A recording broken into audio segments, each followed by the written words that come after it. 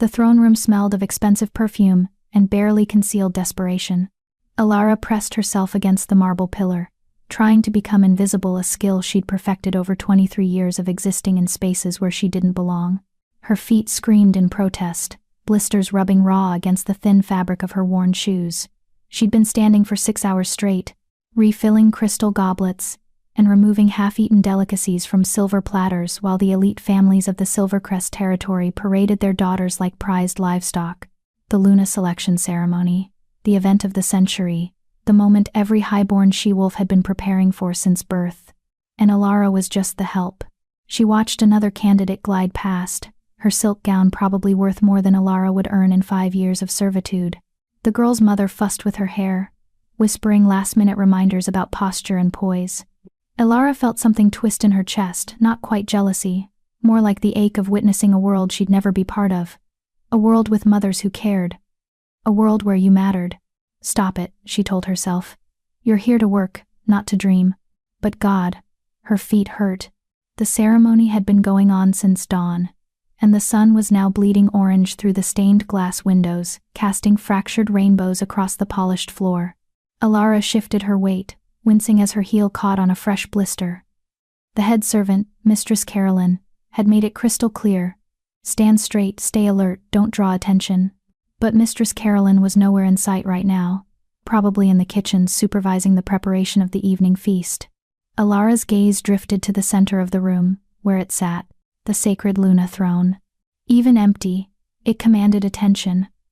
Carved from some ancient white stone that seemed to glow with its own inner light. The throne rose from the dais like a frozen wave.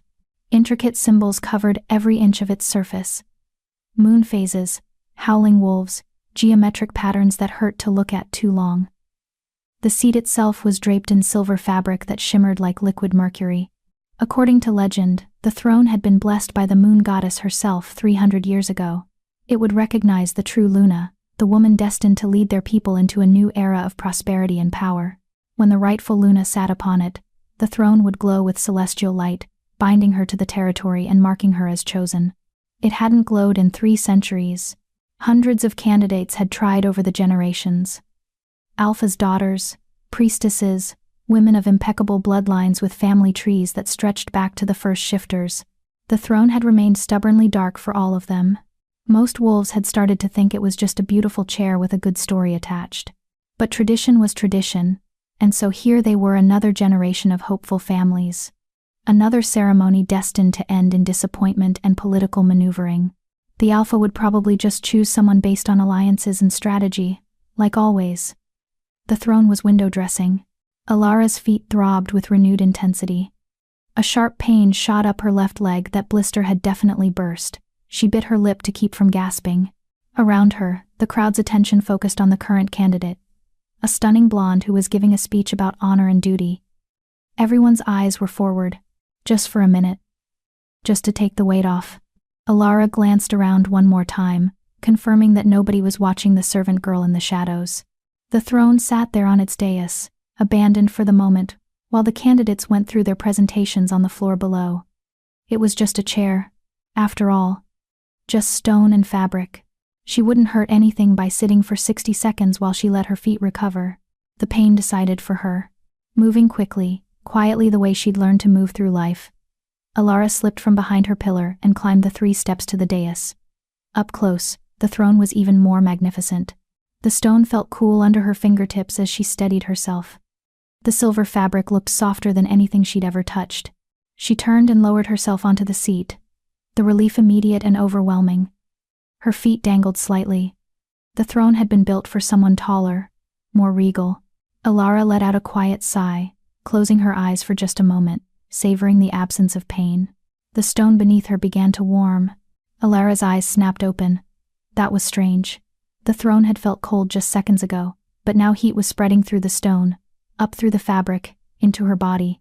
Not burning more like the warmth of sunlight on skin, but from the inside out. Then the light started. It began as a flicker, like a candle being lit in darkness. Silver luminescence bloomed beneath her, radiating out from where her body touched the throne. The carved symbols on the armrests flared to life, glowing with ethereal light. The entire chair began to pulse with energy, waves of silver-blue radiance expanding outward across the dais. "Oh no," Alara whispered. "No, no, no." She tried to stand. Her body wouldn't obey. It wasn't that the throne was holding her down. She could move her arms, turn her head, but her core, the connection between her body and the seat, felt fused, welded, like the throne had become part of her skeleton. The light grew brighter. Gasps erupted from the crowd. Alara heard footsteps, shouts, the rustle of hundreds of bodies turning to face the dais. Her face burned with horror and shame as she realized what she'd done. She'd sat on the sacred Luna throne. She'd touched something forbidden, and now it was glowing beneath her like she'd set it on fire. "It's glowing!" someone screamed. "The throne is glowing. After 300 years. Who is that? Is that a servant?" Alara wanted to die. She wanted the marble floor to crack open and swallow her whole. She pushed against the armrests, trying desperately to stand, but the throne held her fast. The light pulsed brighter with each beat of her racing heart, as if feeding on her panic. The blonde candidate who'd been speaking stood frozen mid-gesture, her mouth hanging open. Her mother looked like she might faint. All around the throne room, faces turned upward, some shocked, some awed, many twisted with anger and disbelief. "What is the meaning of this?" The voice cracked like thunder through the hall. Elder Rothschild, head of the council, pushed through the crowd, his face purple with rage. He was a massive man, built like a bull, with silver hair and cold eyes that had never once looked at Alara with anything resembling kindness. "You!" He jabbed a finger at her. "Get off the throne immediately." "I'm trying." Alara's voice came out high and panicked. "I can't, it won't let me. She's contaminated it." A woman shrieked from the crowd. "Lady Ashford, mother of one of the candidates. Her filthy peasant hands have defiled the sacred seat. Remove her at once." Another voice demanded. "This is blasphemy. The ceremony is ruined." Elder Rothschild stormed up the dais steps, his face a mask of fury. He reached for Alara's arm, clearly intending to yank her off the throne by force. His fingers closed around her wrist. The throne erupted. A wave of pure silver energy exploded outward, catching Elder Rothschild square in the chest and sending him flying backward.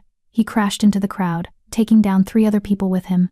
The light around Alara intensified, forming a barrier, a shield of crackling luminescence that surrounded the throne and made it clear: touch her and face the consequences. The throne room descended into chaos. Women screamed. Men shouted.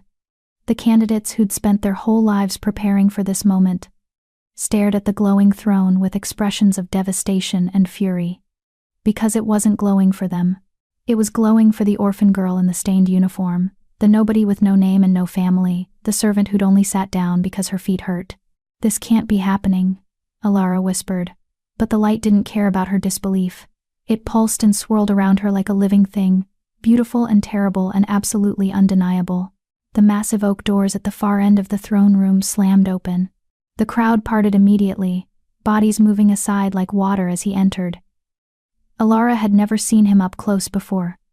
Alphaking was a figure glimpsed from distances, a name spoken in reverent whispers, a presence felt rather than known. But now he was striding toward the dais, and even in her state of panic, Alara couldn't help but stare. He moved like violence contained in flesh, every step deliberate, powerful, threatening, tall and broad-shouldered, with dark hair that brushed his collar and eyes the color of winter storms. His face could have been carved from granite, all sharp angles and hard lines, but there was something in his gaze as he looked at her. Not anger, not confusion, calculation. He stopped at the base of the dais, studying her with unsettling intensity. The protective light from the throne flickered slightly, as if uncertain how to respond to him. Around them, the crowd held its collective breath. "What's your name?" His voice was deep, controlled, but with an undercurrent that suggested he was very good at hiding what he was really thinking. "Alara." Her tongue felt thick in her mouth. "I'm sorry.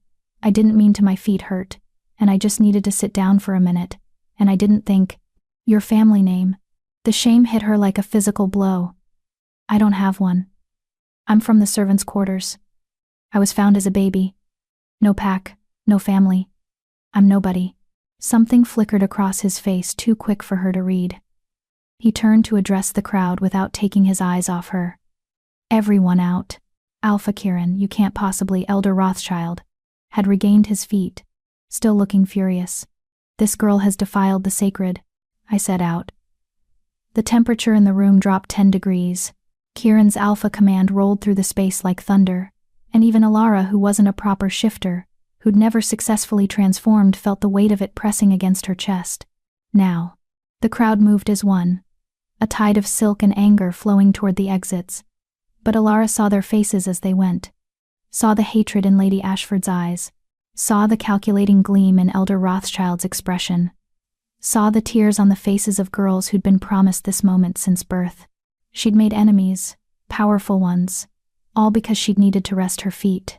When the last person filed out and the doors closed with a heavy thud, the silence felt suffocating. Kieran climbed the dais steps slowly, each footfall deliberate. The throne's protective barrier rippled but didn't lash out at him. He stopped just outside the sphere of light, close enough that Alara could see the silver flecks in his gray eyes. Hold out your hand, he said. What? Your hand. Give it to me. Trembling, Alara extended her right hand. It looked so small and rough compared to everything around her, nails bitten short, skin marked with burns from kitchen work, a permanent stain of silver polish on her index finger. The hand of someone who served, not someone who ruled.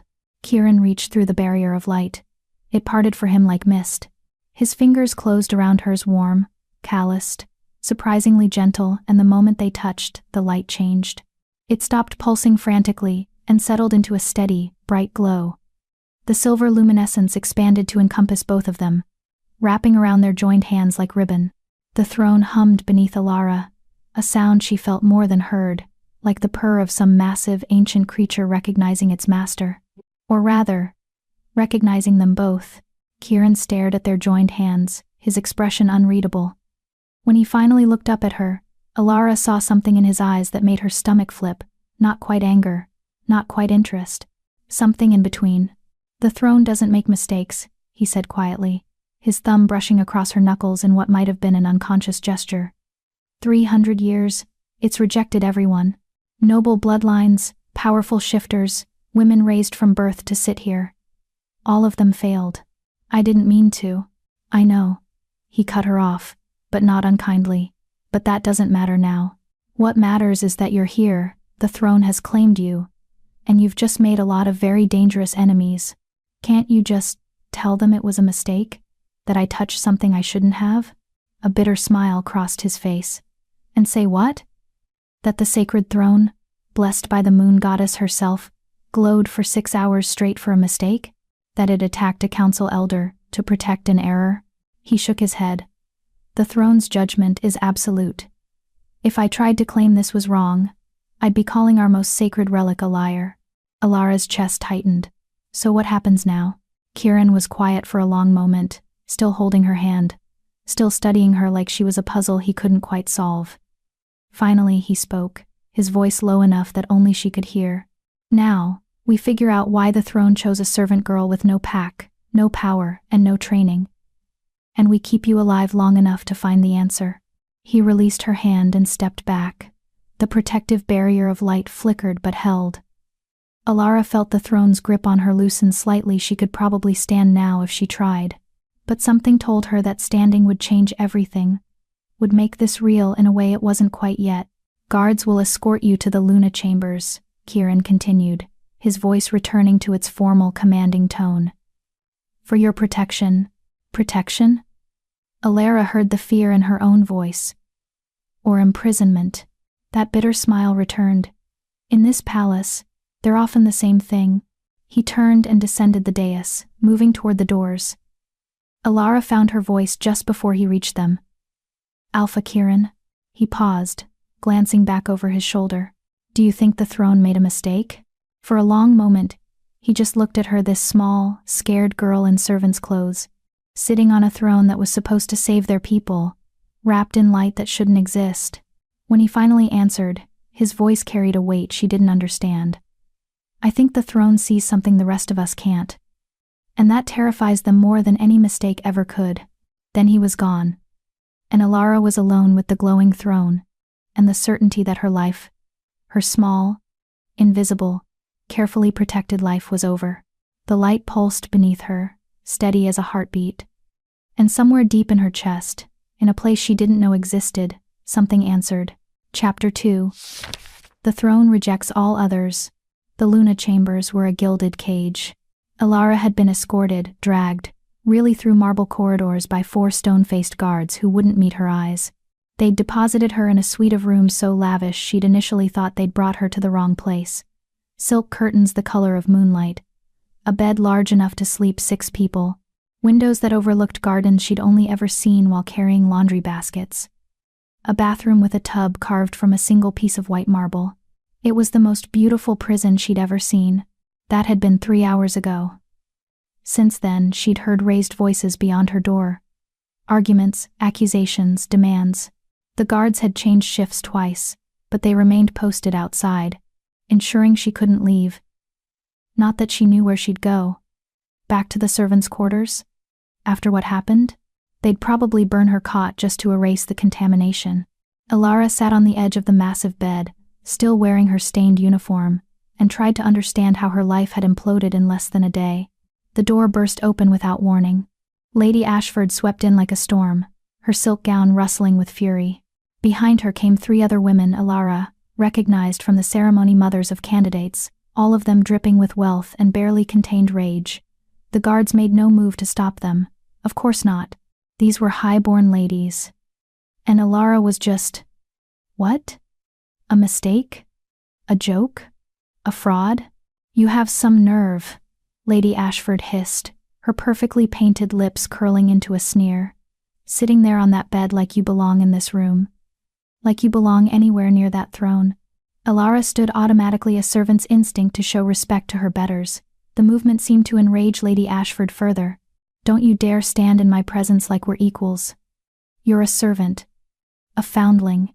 You have no bloodline, no breeding. No right to even breathe the same air as true she-wolves. I didn't mean to. Alara started, but one of the other women cut her off. Didn't mean to?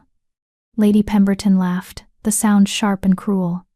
You didn't mean to sit on the most sacred relic in our territory? You didn't mean to ruin the Luna selection that our daughters have prepared for their entire lives?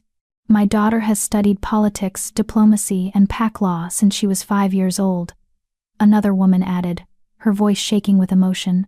She can recite the entire lineage of the moon-blessed back 10 generations.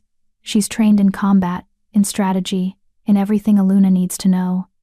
And you probably can't even read. The accusation stung because it was partially true. Alara could read, but poorly. Servants weren't exactly given extensive education. She'd taught herself what she could from discarded papers and overheard lessons. But it wasn't the same as real schooling. The throne made a mistake, Lady Ashford declared, moving closer. Alara fought the urge to step back. Or more likely you used some kind of dark magic. Witchcraft. A spell purchased from one of those shadow dealers in the lower territories. I don't know any magic, Alara whispered. I can't even shift properly. I'm probably the least magical person in this entire territory. Lies, Lady Pemberton spat. The throne doesn't glow for powerless nobodies. You did something. And when the council discovers what, they'll have you executed for treason against the moon goddess herself. They circled her like predators. Alara's heart hammered against her ribs.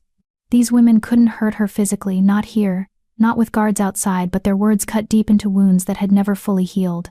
Every insecurity, every moment of feeling worthless, every time she'd been told she didn't matter, it all came flooding back. When my daughter sits on that throne tomorrow, Lady Ashford said, her voice dropping to something almost conversational. And when it glows for her as it should have today, we'll all know the truth. That you're nothing. A glitch. An embarrassment. Tomorrow? Alara's voice cracked. Oh, didn't they tell you? Lady Ashford's smile was poisonous. The council has decreed an emergency session. Every eligible candidate will attempt the throne again. In the proper order. With proper ceremony. Whatever dark influence you placed on it will be cleansed by dawn, and the true Luna will be revealed. The other women nodded, their expressions triumphant. They swept toward the door like they'd accomplished what they came for, putting the servant girl back in her place. Lady Ashford paused at the threshold, looking back with cold satisfaction. "Enjoy your one night in these chambers, girl. By tomorrow evening, you'll be back where you belong. If you're lucky, they'll let you keep your job in the kitchens. If you're not," she smiled, "well, blasphemy is still a capital offense in the old laws." The door closed behind them, and Alara finally let herself collapse onto the bed. Her whole body shook. They were going to do it again. The ceremony. The candidates. And this time, the throne would recognize someone else, someone worthy, and Alara would be revealed as the fraud she knew she was. She should have felt relieved. This nightmare would end. She could go back to being invisible. But something in her chest ached at the thought of never seeing that silver light again. Of never feeling the throne's warmth beneath her. That sense of belonging to something greater than herself. For 6 hours, she'd been important. For 6 hours, she'd mattered. Tomorrow, she'd be nobody again. If she survived, dawn arrived too quickly and not quickly enough. Alara hadn't slept. She'd spent the night staring at the ceiling, waiting for something she didn't know what. An apology? An explanation? Some sign that this was all a terrible dream? Instead, she got Mistress Carolyn. The head servant entered without knocking, her face carved from disapproval. "Get up," she snapped. "They want you in the throne room." "Mistress Carolyn, I'm so sorry." "Save it." The older woman's voice was ice. 20 years I've been training servants to be invisible, to serve without being seen. And you? You sat on the sacred Luna throne. Do you have any idea what you've done to this household's reputation? The shame you've brought on all of us? Alara's throat burned. Mistress Carolyn had never been warm, but she'd been consistent, fair. The closest thing to a mother figure Alara had ever known. And now even that was gone, replaced by this cold stranger who looked at her with contempt. "Come on," Mistress Carolyn said, turning away. "And for Moon's sake, try to look presentable. You're embarrassing enough without looking like you slept in your clothes." Because she had. Because nobody had brought her anything else to wear. Because she was still just a servant pretending to be something more. The throne room had been transformed overnight. More guards lined the walls, serious men in formal armor who looked like they expected a fight. The council sat in a semicircle of ornate chairs, their faces grave and judgmental, and in the center, on its dais, sat the throne. It wasn't glowing. In the morning light streaming through the stained glass windows, it looked exactly like it had before Alara touched it, beautiful, ancient, and completely dormant. Just an elaborate chair with good stories attached. The candidates and their families filled the space, all of them dressed in their finest. Alara caught sight of Lady Ashford's daughter, Vivienne, a stunning blonde with the kind of confidence that came from a lifetime of being told you were special. She stood near the front, her chin high, looking at the throne like it was already hers.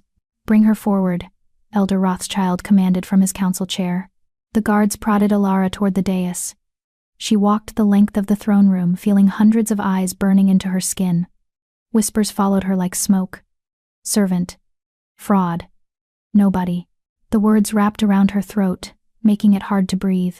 She stopped at the base of the dais, keeping her eyes down.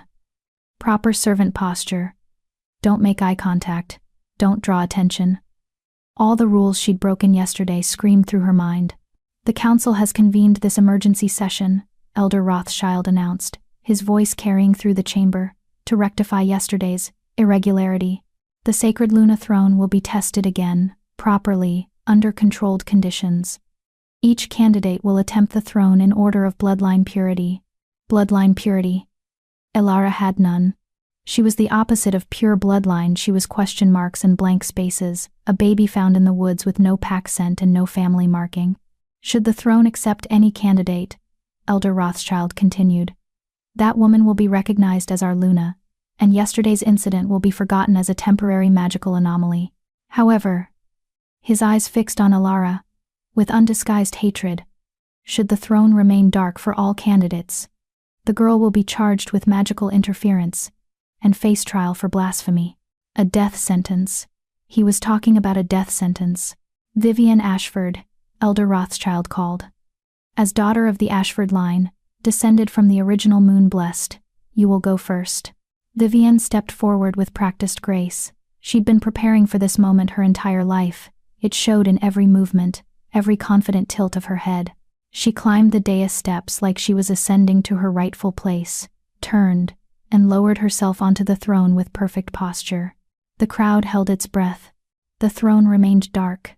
Vivienne's confidence flickered. She adjusted her position, smoothing her gown, placing her hands precisely on the armrests. Nothing. No glow, no warmth. Just dead stone beneath expensive fabric. "It's still contaminated," Lady Ashford called out desperately. "The girl's dark magic is blocking the throne's true recognition." "Remove yourself, Vivienne," Elder Rothschild said, his tone neutral but his eyes calculating. "Next candidate." One by one, they tried. Daughters of Alphas, granddaughters of previous Lunas, women with bloodlines so pure you could trace them back to the first shifters. Each one climbed the dais with hope burning in their eyes. Each one sat on the throne with varying degrees of grace and desperation. Each one faced the same result: darkness, silence, rejection. Some tried multiple times, adjusting their positions, speaking prayers to the moon goddess, touching different parts of the throne. Nothing worked. The throne remained stubbornly, absolutely devastatingly dark. After the seventh rejection, panic rippled through the crowd. These were the best candidates their territory had to offer, the most qualified, most prepared, most deserving. If the throne wouldn't accept them, then what? Were they meant to go without a Luna? Continue with political appointments and empty ceremonies? "This is her doing," someone shouted, pointing at Alara. "She's cursed it. Burn the witch. Make her reverse the spell." The guards moved closer to Alara as the crowd's anger grew. She wanted to protest that she didn't know any spells, that she couldn't even make basic moon water properly, but terror had stolen her voice. "Enough." Alphakiren's voice cut through the chaos like a blade. He'd been standing in the shadows near the council seats, watching. Now he moved forward, and the crowd instinctively parted for him. He climbed the dais and stood before the throne, his expression unreadable. "Everyone has failed," he said simply. "Every candidate of proper bloodline, proper training, proper breeding, all rejected." His eyes swept the room.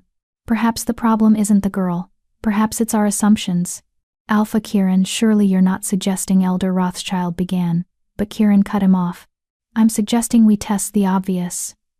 He looked down at Alara, and something in his gaze made her stomach flip. "Come here."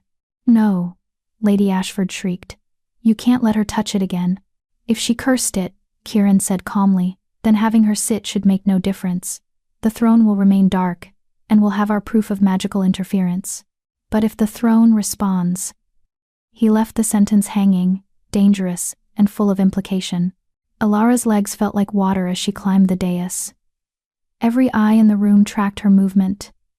The throne waited, cold and silent and ordinary.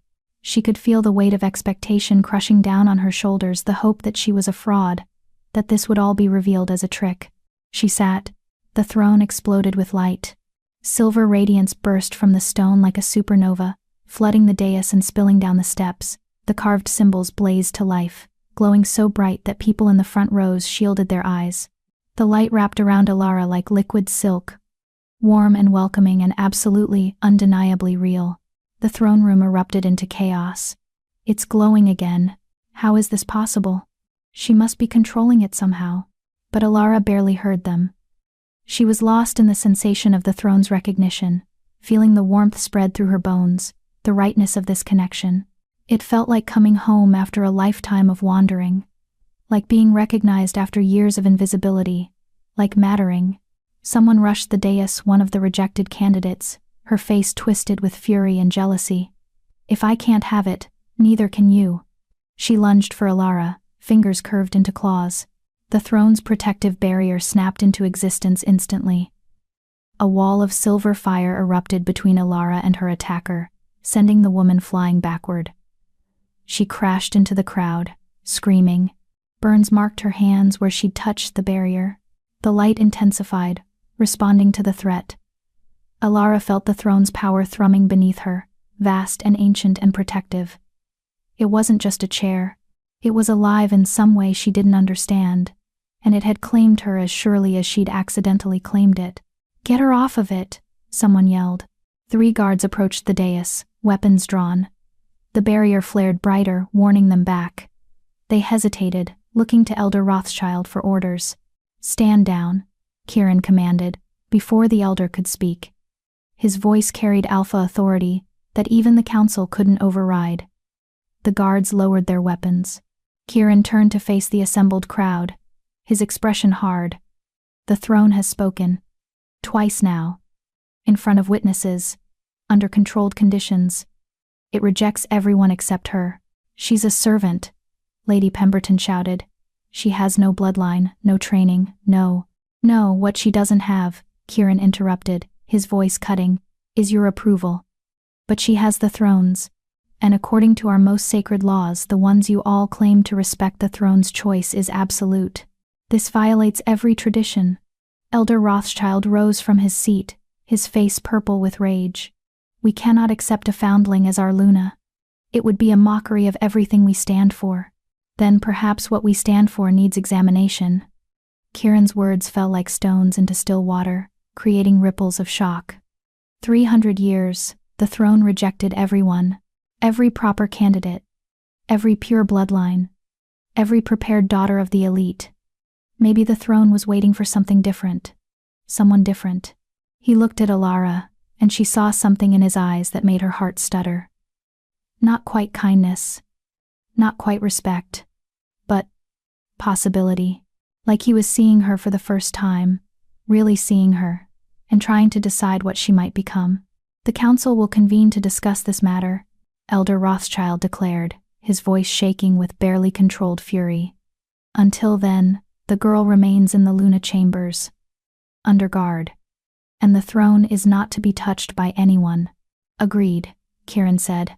Then, to the guards, "Escort her back, and this time, make sure no one gets past you. She's under my personal protection now." The words sent a ripple through the crowd. Personal protection from an alpha meant something significant, a claim of responsibility, an investment of authority. It meant Kieran was taking a side in this conflict, and that side was hers. Alara rose from the throne on shaking legs. The moment she left the seat, the light faded, returning the throne to its dormant state, but she could still feel the warmth on her skin, the echo of that connection thrumming in her chest. As the guards surrounded her and led her toward the exit, Alara caught fragments of whispered conversations. "Can't possibly accept her. Found in the woods like an animal. My daughter deserved that throne. Dangerous precedent. What if she can't even shift properly?" The last comment hit harder than the others because it was true. Alara had never successfully completed a transformation. She'd felt the pull of the moon, sensed something trying to emerge from inside her, but it never fully manifested. She was broken in the most fundamental way a shifter could be broken, and now they wanted her to be their Luna. As they passed through the doorway, Alara glanced back one last time. The throne sat on its dais, ordinary and silent again, but she could still feel it somehow, a phantom warmth where it had touched her soul. And standing beside it, watching her with those storm-gray eyes, Alpha Kieran looked like a man who'd just made a dangerous bet and wasn't sure if it would pay off or destroy everything. Alara had a sinking feeling that she was that bet, and the odds were not in her favor. Chapter 3. Her worthless past revealed. The Luna chambers felt smaller now.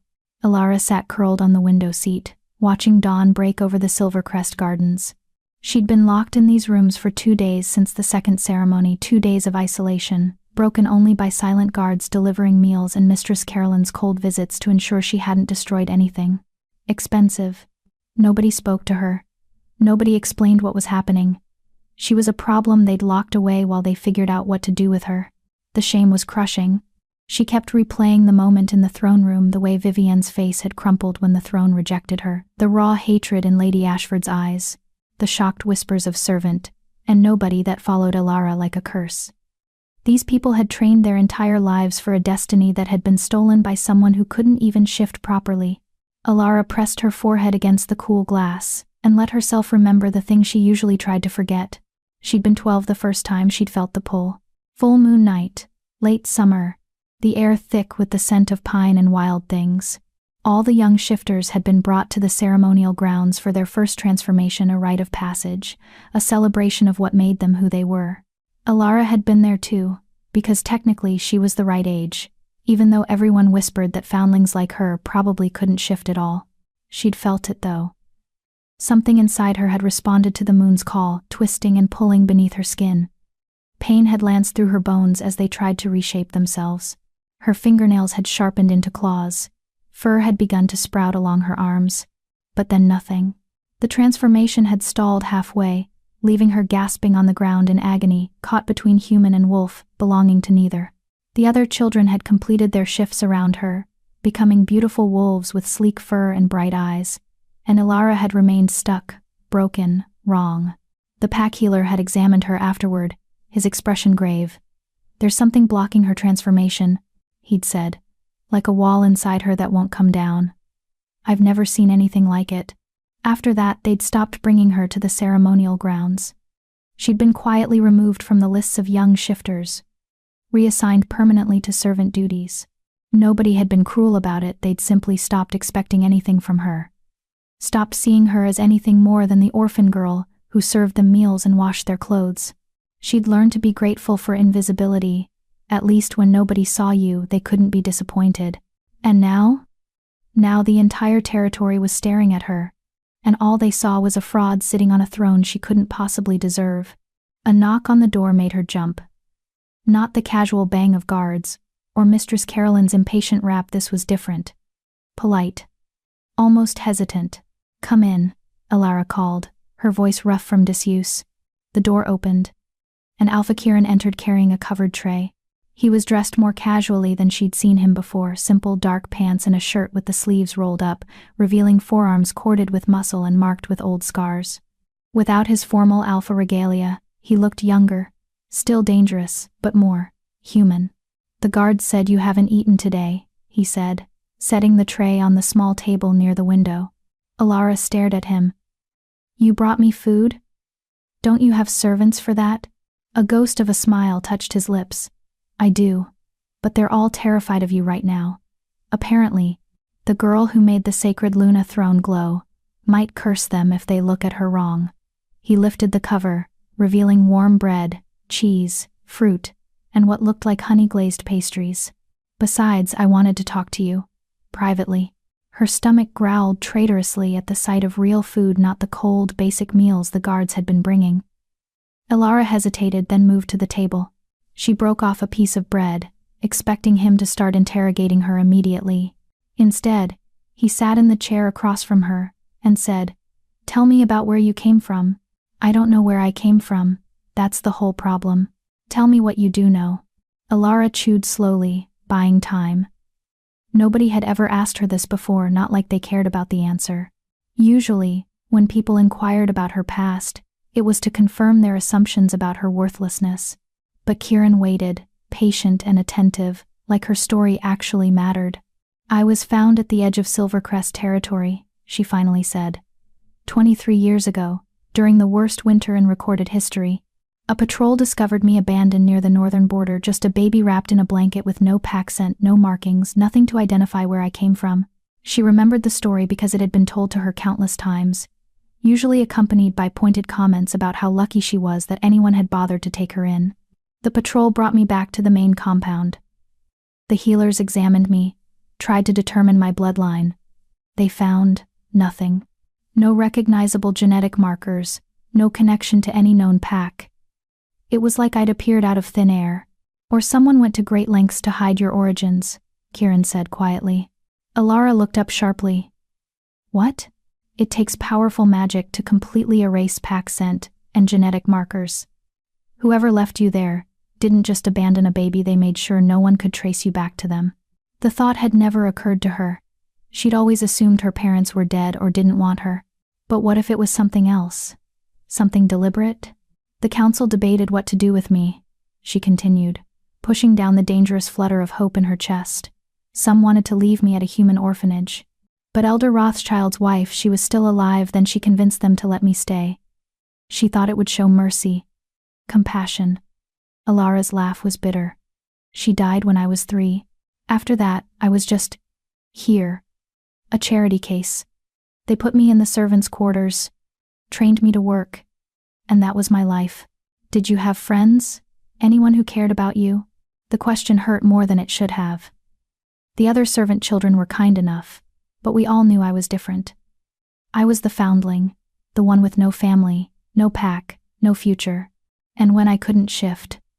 She trailed off, the old shame rising like bile. After that, even the other servants stopped seeing me as one of them. I was broken, defective. Kieran was quiet for a long moment. When he spoke, his voice was low and controlled. When I was 15, my father declared me unfit to inherit the alpha position. Ilara's eyes widened. This was not what she'd expected. I was too weak, Kieran continued, his gaze distant. Too soft. Too concerned with fairness and justice, instead of pure power. He said I'd never command respect, that the pack would tear itself apart under my leadership. His jaw tightened. He chose my younger brother as heir instead. Adrian stronger, more ruthless, everything an alpha should be. But you're alpha now, Ilara said quietly. What happened? Adrian died leading a raid against the Eastern Territory 3 years ago. Glorious death in battle, exactly what he'd always wanted. And suddenly, the unfit son was all my father had left. Kieran's smile was sharp and humorless. He spent 2 years trying to find a suitable candidate from other bloodlines, anyone to avoid giving me the position. But tradition won out. When he died, the pack bond transferred to me whether he wanted it to or not. I'm sorry, Ilara whispered. Don't be. I'm not telling you this for sympathy. He leaned forward, his storm gray eyes intense. I'm telling you because I understand what it feels like to be told you're not enough. To have everyone around you see only your inadequacy. Your flaws, the ways you don't measure up to what they think you should be. His hand moved across the table, stopping just short of touching hers. Maybe the throne sees what they refuse to. Survival is its own kind of strength. You had to live in a world that told you daily that you didn't matter. You had to watch everyone around you transform into their true selves while you remained stuck. You had to serve people who looked through you like you were invisible. And you're still here, still standing, still trying. Tears burned behind Ilara's eyes. She blinked them back furiously. But I can't even shift. How can I be a Luna if I can't access the most basic part of what we are? I don't know, Kieran admitted. But the throne does. And right now, its judgment is the only one that matters. He stood, moving to the window where dawnlight painted the gardens gold and rose. The council meets tomorrow to render their decision. Elder Rothschild is pushing hard for your removal, claiming magical interference, arguing that accepting you would undermine centuries of tradition. He has support from most of the noble families. So I'll be executed. Ilara's voice was flat. She'd known this was coming. Not if I claim you first. The words hung in the air like smoke. Ilara's heart stuttered. What?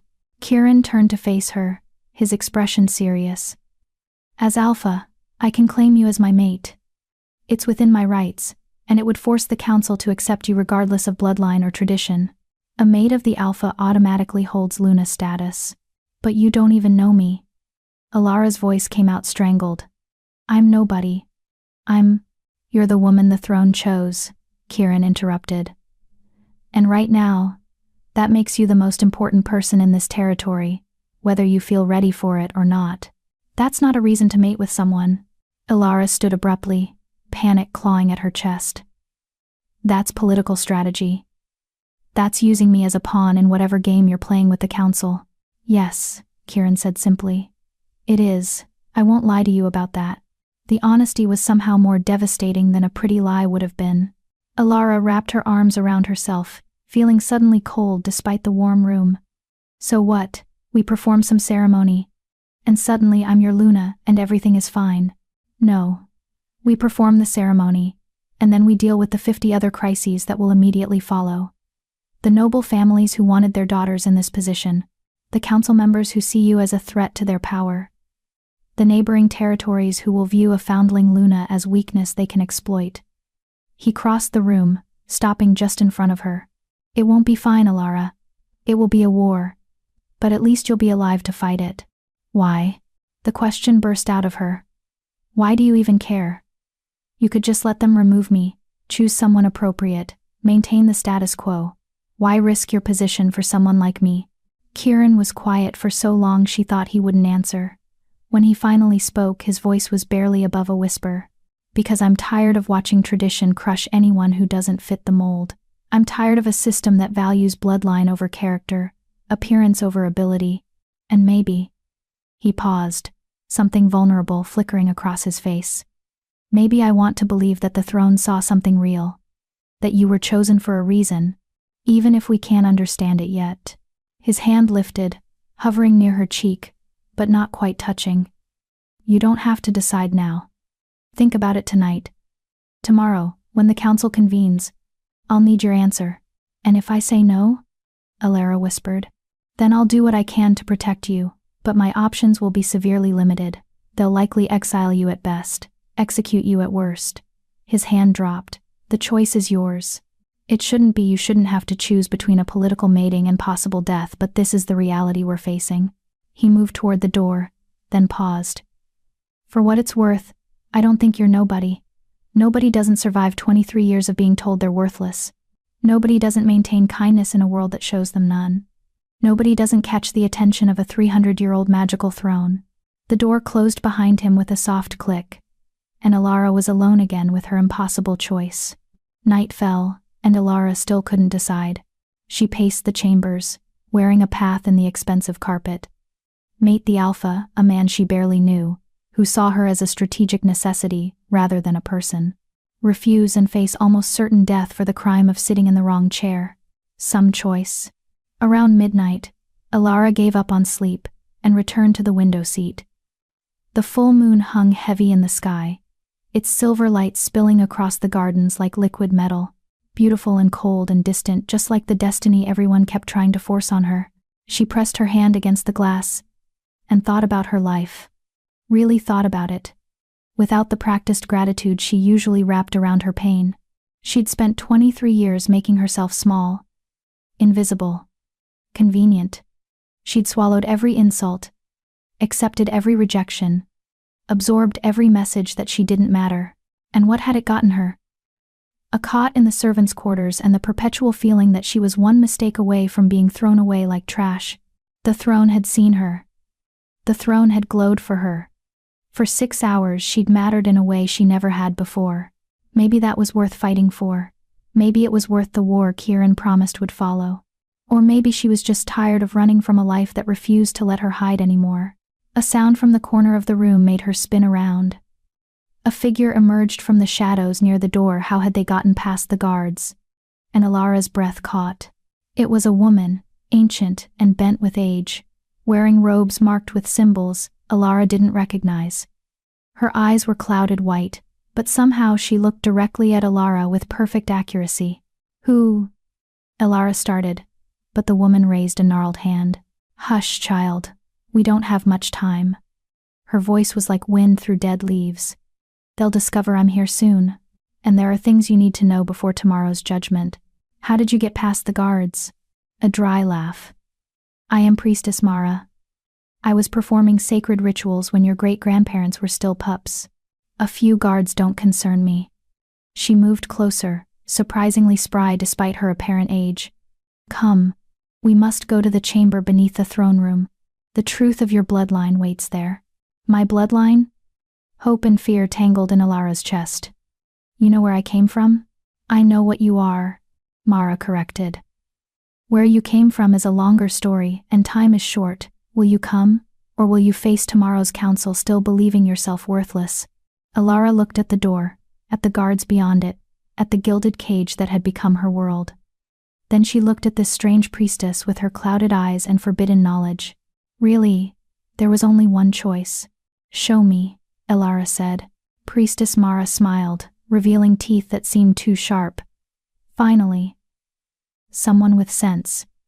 She pulled a small vial from her robes and uncorked it. Silver smoke poured out, spreading across the floor like fog. Walk through the smoke. It will take you where you need to be. And child? Yes? When you see what you truly are, don't run from it. The throne knew. The prophecy knew. It's time you knew too. Alara stepped into the silver smoke, and the world dissolved around her. Chapter 4. The Prophecy Speaks. The silver smoke carried her through impossible spaces. Alara felt herself falling, floating, being pulled through corridors that shouldn't exist. The Luna chambers disappeared, replaced by swirling mist, and the sensation of moving through layers of reality like passing through curtains. Her stomach lurched, but before panic could fully set in, her feet touched solid stone. The smoke dissipated, revealing a chamber that stole her breath. She stood in a vast underground room, carved entirely from black stone, veined with silver. The ceiling arched high above, covered in constellations that glowed with their own light, not painted, but actually luminescent, as if someone had trapped real stars in the rock. Pillars rose throughout the space, each one carved with intricate symbols and scenes that seemed to move in her peripheral vision. And everywhere on the walls, the floor, even the pillars' words had been etched in a language Alara couldn't read but somehow understood. Prophecies. "Welcome to the Chamber of Moon-Sung Truths," Priestess Mara's voice echoed from behind her. The old woman materialized from the smoke, looking more solid here, more real. "This place exists beneath the throne room, but it hasn't been opened in 300 years. Not since the last true Luna walked these halls. Why bring me here?" Alara whispered, her voice sounding too loud in the sacred silence. "Because the answers you seek were written long before you were born." Mara moved to the center of the chamber, where a circular pool of water reflected the star-covered ceiling. "Come, look into the mirror of origins. It shows what was, what is, and what might be." Alara approached slowly, each step feeling weighted with significance. The pool's surface was perfectly still, smooth as glass. When she peered into it, expecting to see her reflection, she instead saw nothing. The water showed an empty reflection, as if she didn't exist at all. Panic fluttered in her chest. "I don't see anything." "Exactly." Mara's voice was soft. "You have no reflection in the mirror of origins because your origin was deliberately erased. Someone wanted to ensure you could never be traced back to your true bloodline. But why? Who would do that?" Instead of answering, Mara raised her hands over the pool. She spoke in a language that made Alara's bones vibrate, words that tasted of moonlight and ancient power. The water began to swirl, slowly at first, then faster. Images flickered across its surface, blurred and fragmented, like memories viewed through broken glass. A woman running through snow, her breath forming white clouds in the freezing air, her arms wrapped around a bundle, a baby. Fear and desperation etched into her beautiful face. The scene shifted. The same woman standing before a circle of robed figures, pleading. Her mouth moving in words Alara couldn't hear, but the desperation was clear. One of the robed figures stepped forward, placing glowing hands on the baby. Light erupted, so bright it whited out the vision. When the light faded, the woman was alone at the edge of a forest. She knelt in the snow, placing the wrapped bundle beneath a tree. Tears streamed down her face as she pressed something against the baby's chest, a pendant that glowed briefly before sinking into the infant's skin and disappearing. Then the woman stood, took one last look at the child she was abandoning, and ran into the darkness. The water stilled. Alara stared at it, her heart pounding.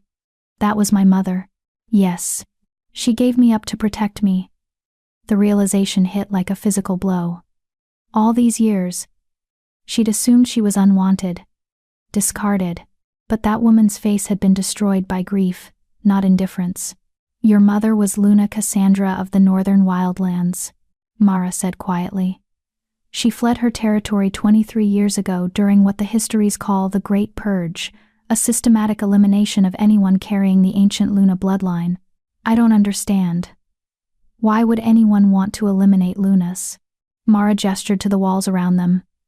"Read the prophecy, child. It's written here, in the language of your blood. You'll understand it even if you've never seen these symbols before." Alara turned to the nearest pillar. The symbols carved into it glowed softly as she approached, and as Mara had said, she could somehow read them. The words formed in her mind, clear as spoken language. "When the throne has darkened for 3 centuries, when the old bloodlines have forgotten their purpose, a Luna shall rise with no name to claim. Born of the forgotten, marked by the moon, she who was erased shall restore what was lost. The throne will know her, though she knows not herself. Power dormant shall wake to her touch, and through her the ancient pact shall be renewed, or broken forever, and the territories fall to shadow. Alara's hands trembled as she traced the symbols. This is about me. Yes. Mara moved beside her, pointing to another section of text. There's more. Read. She will bear no pack scent, for she is of all packs and none. She will shift not, for her true form transcends the wolf. She will be rejected by those who should embrace her, and embraced by the throne that has rejected all others. My inability to shift, Alara breathed. It's not because I'm broken. It's because your true form is something else entirely, Mara finished. The ancient Lunas weren't simply powerful shifters, child. They were bridges between worlds, conduits for the moon goddess's power on earth. They could take wolf form, yes, but that was the least of their abilities. Alara turned to face the priestess fully. Then why can't I do anything? Why do I just feel empty? Because your mother had your power sealed to protect you. Mara's expression was grave. The ritual performed when you were an infant didn't just erase your pack scent and genetic markers. It locked away your Luna abilities, making you appear powerless. Invisible. The kind of child no one would look at twice or consider a threat. The Great Purge, Alara said slowly. Someone was hunting Luna bloodlines. My mother hid me by making me seem worthless. Exactly. But she couldn't erase the throne's recognition. The throne is older than any seal, any magic. It knows what you are beneath the locks and walls, even if you don't. Mara placed a weathered hand on Alara's shoulder. Your mother saved your life by hiding you in plain sight. She gave you the gift of invisibility, even though it came with the cost of loneliness. Tears burned in Alara's eyes. All those years of feeling broken, defective, less than everyone around her, and it had been intentional. A sacrifice made by a mother who'd loved her enough to let her go. Why are you showing me this now? Alara asked, her voice thick with emotion. Why not years ago? Because the throne wasn't glowing years ago. Because you weren't ready years ago. Mara's clouded eyes somehow held infinite depth. The seal on your power was designed to break only when you were claimed by the throne. Your mother knew the prophecy. She knew that if you survived to adulthood, if you remained hidden long enough, the throne would eventually recognize you and restore what was taken. But I still can't access my power. The throne glows, but I don't feel any different. The seal is cracking, not shattered. It takes time. Mara moved to another section of the wall, where a large circular carving dominated the space. Come here. There's something you need to see. The carving depicted a woman surrounded by silver flames, her arms raised to the moon. Around her, smaller figures bowed not in submission, but in reverence. And carved into her chest right over her heart was a symbol that made Alara's breath catch. She'd seen it before.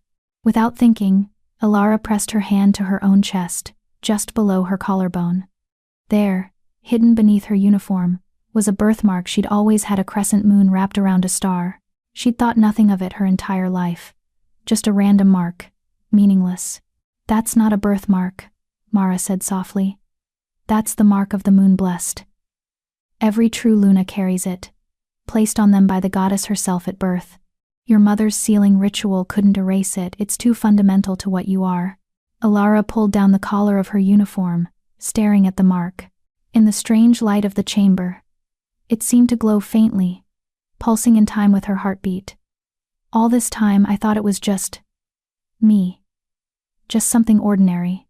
Nothing about you is ordinary, Alara. You've just been taught to believe you are. The weight of it all crashed over her, the prophecy, her mother's sacrifice, the reason for her powerlessness, the truth of what she was supposed to become. It was too much, too big. How could she be this person the prophecy described? She was just a servant who'd sat in the wrong chair. Except she wasn't. She never had been. She'd been a Luna in hiding, and the throne had simply called her home. There's one more thing you need to understand, Mara said, her voice taking on a harder edge. The Great Purge that scattered your mother's people, it was orchestrated by someone within Silvercrest territory. Someone with enough power to command assassins, enough influence to cover it up, and enough fear of the ancient bloodlines to want them eliminated entirely. Ice flooded Alara's veins. You're saying someone here, in this territory, murdered Luna bloodlines deliberately? I'm saying the person who ordered your mother hunted is likely still alive, still in power, and still very threatened by your existence. Mara's expression was grim. The throne choosing you didn't just elevate you, child. It painted a target on your back visible to the very people who tried to erase you once before. Elder Rothschild, Alara whispered. He's been pushing hardest for my removal. He's the one calling for execution. Rothschild is old enough to have been involved, yes. But he's not clever enough to have planned it alone. There are others, council members, noble families, people who benefited from the old Lunas being eliminated. Mara moved closer, her voice urgent. Tomorrow, when the council convenes, they will do everything in their power to remove you. Not because you lack bloodline, because you have too much of it. You're the return of something they thought they'd successfully destroyed. Alara's mind raced. Alphaking offered to claim me as mate, to force the council to accept me. A political alliance, Mara said thoughtfully. Smart. It would give you protection and legitimacy. But tell me, do you trust him? I don't know, Alara admitted. He says he understands what it's like to be rejected. He seems genuine. But I barely know him. Trust your instincts. The throne chose you for a reason, not just because of your bloodline, but because of who you are beneath all the locks and seals.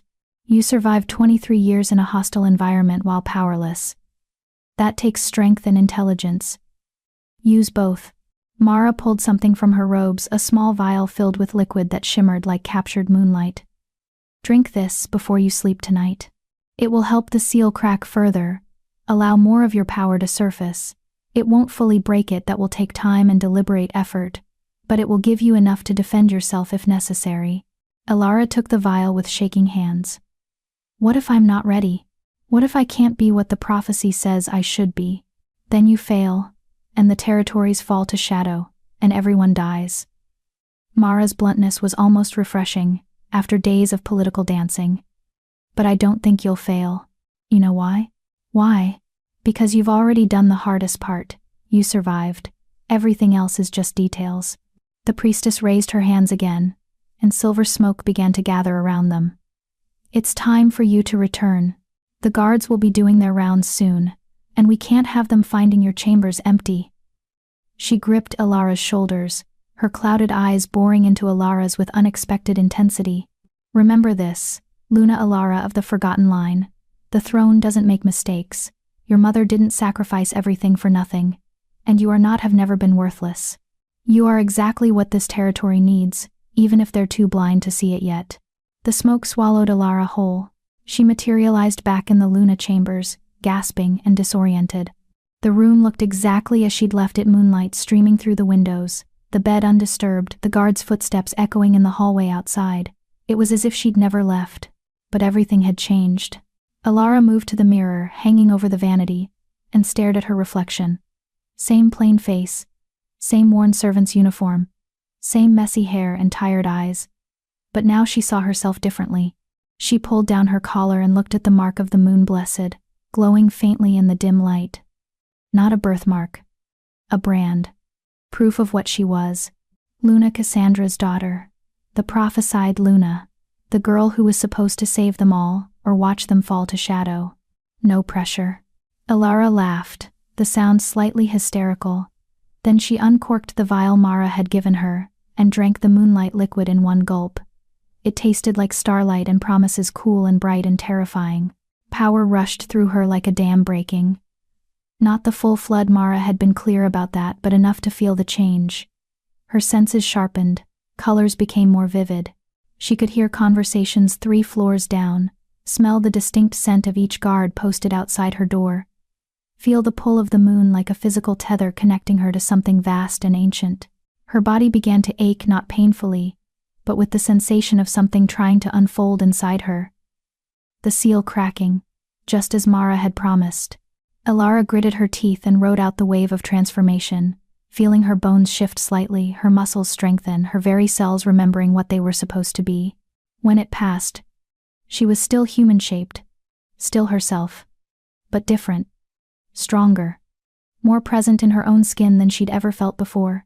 A knock on the door made her spin around. Alara? Kieran's voice. Concerned. I heard something. Are you all right? She crossed to the door and opened it before she could overthink the decision. Kieran stood there in casual clothes, his hair disheveled like he'd been running his hands through it. Behind him, the guards looked curious but maintained their positions. "I'm fine," Alara said, and was surprised to hear her voice come out steady, strong. "Actually, I need to talk to you. About your offer." Something flickered in his storm-gray eyes. Hope? Concern? She couldn't read him yet. "Come in," she said, stepping back. He entered, and she closed the door behind him. For a moment, they just looked at each other, this servant girl and this alpha, both rejected by their worlds in different ways, both trying to survive in a system designed to crush anyone who didn't fit. "I went somewhere tonight," Alara said quietly. "I learned things about who I am, where I came from, what I'm supposed to become, and..." Kieran's voice was carefully neutral. "And I'm terrified." The admission came out raw. "I'm not ready for any of this. I don't know how to be a Luna. I can barely access my power. I spent my whole life learning to be invisible. And now everyone's staring at me expecting miracles." She moved closer to him, searching his face for any sign of deception or ulterior motive. "But I'm also tired of running. Tired of being small. Tired of letting other people decide my worth." "What are you saying?" Alara took a deep breath. "I'm saying yes, to the mating claim, to the partnership, to fighting whatever war comes next." She held up a hand before he could respond. "But I need you to understand something. I'm not doing this just to survive. I'm doing this because I'm finally ready to fight for the life I was supposed to have. And I need to know. Are you really prepared to stand beside someone the entire council wants dead?" Kieran was quiet for a long moment. Then he did something unexpected. He knelt. Not in submission, but in a gesture of equal respect, bringing himself to her eye level. "I've spent 3 years as an alpha I never wanted to be," he said softly.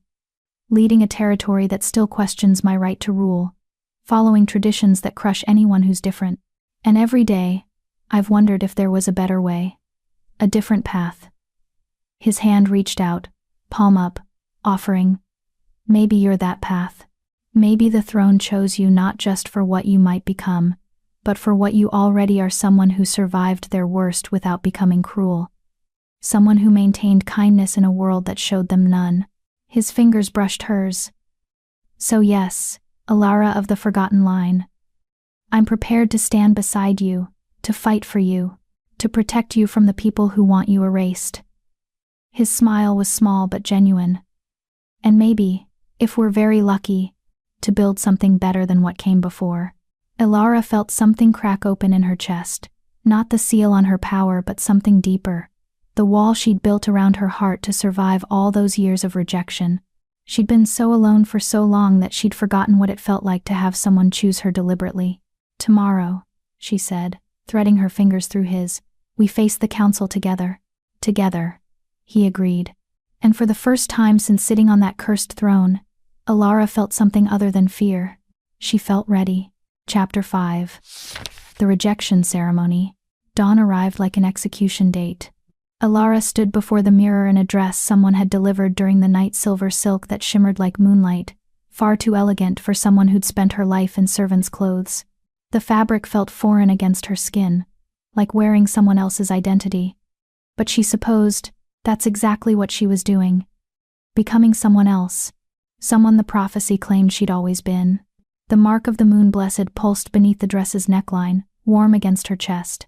The power Priestess Mara's potion had unlocked still hummed through her veins, not enough to transform, not enough to defend herself against trained warriors, but enough to feel less helpless than she had 3 days ago. 3 days. That's all it had taken for her entire world to collapse and rebuild itself into something unrecognizable. A knock sounded, Kieran's knock. She'd learned to recognize it. 2 quick raps, then a pause, respectful, patient. She opened the door to find him dressed in formal alpha regalia, dark leather and ceremonial armor marked with the silver crest. He looked every inch the powerful leader, except for his eyes. Those storm-gray eyes held the same uncertainty she felt. "Ready?" he asked. "No," Alara said honestly. "But I don't think I ever will be, so we might as well get this over with." Something like respect flickered across his face.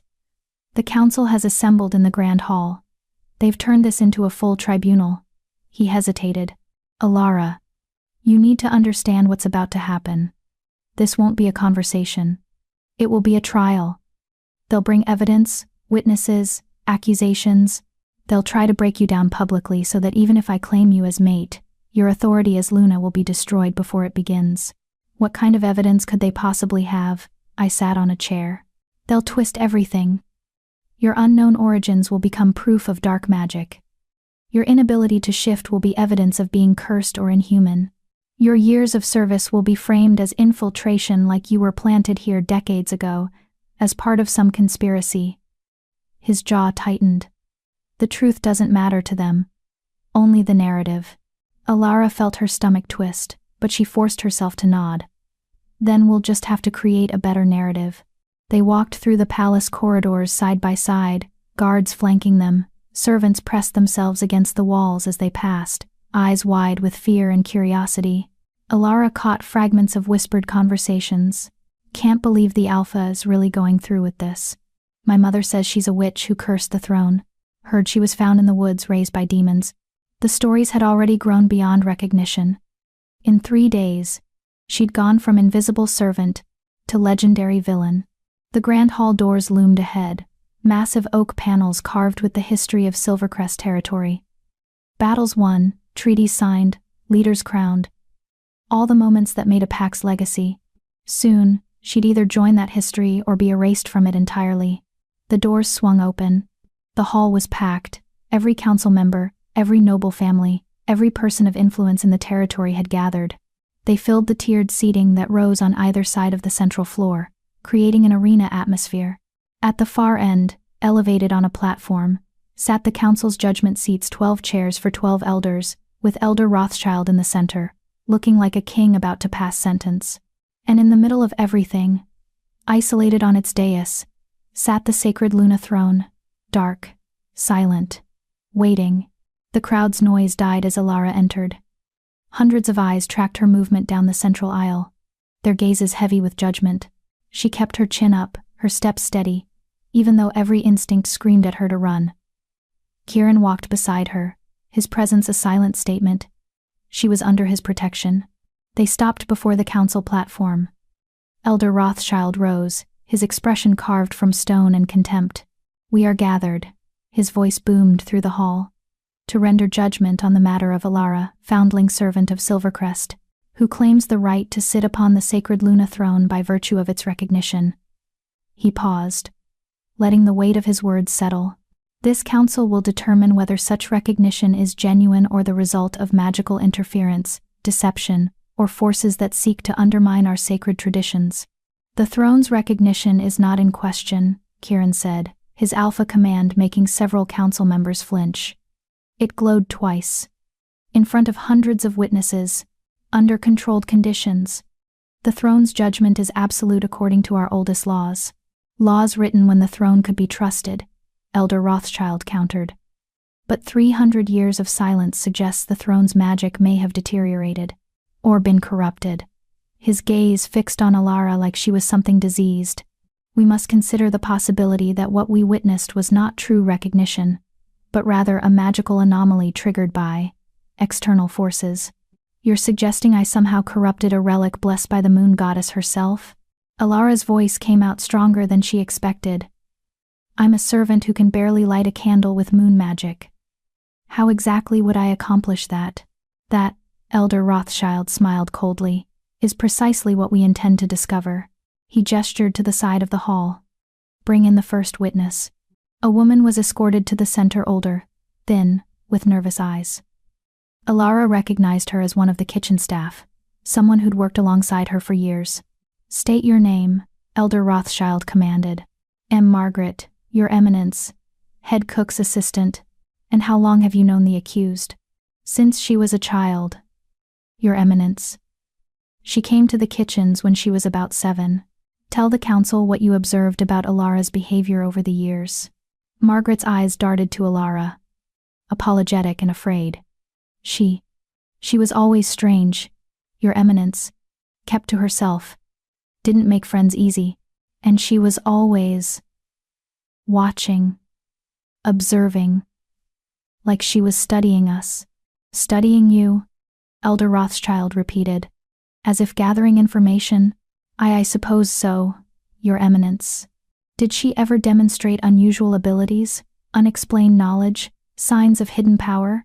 Margaret hesitated. Alara could see the woman's internal struggle, tell the truth and help her, or lie and protect herself. Self-preservation 1. There were times she knew things she shouldn't. Like once, she knew the head cook had burned a roast before anyone saw it. And another time she predicted the old Alpha would fall ill 3 days before he did. Gasps rippled through the hall. Alara's heart sank. Those moments had been innocent, the roast had smelled burned, and the old Alpha had looked pale for days. But framed like this, they sounded sinister. Precognition, Elder Rothschild said to the assembled crowd. Or perhaps communication with dark forces that gave her information. Either way, evidence of powers she deliberately hid while infiltrating our household. That's ridiculous, Alara protested. I was a child. Silence. Rothschild's command cracked through the hall. You will speak only when directly addressed by this council. One more outburst and you will be removed and judged in absentia.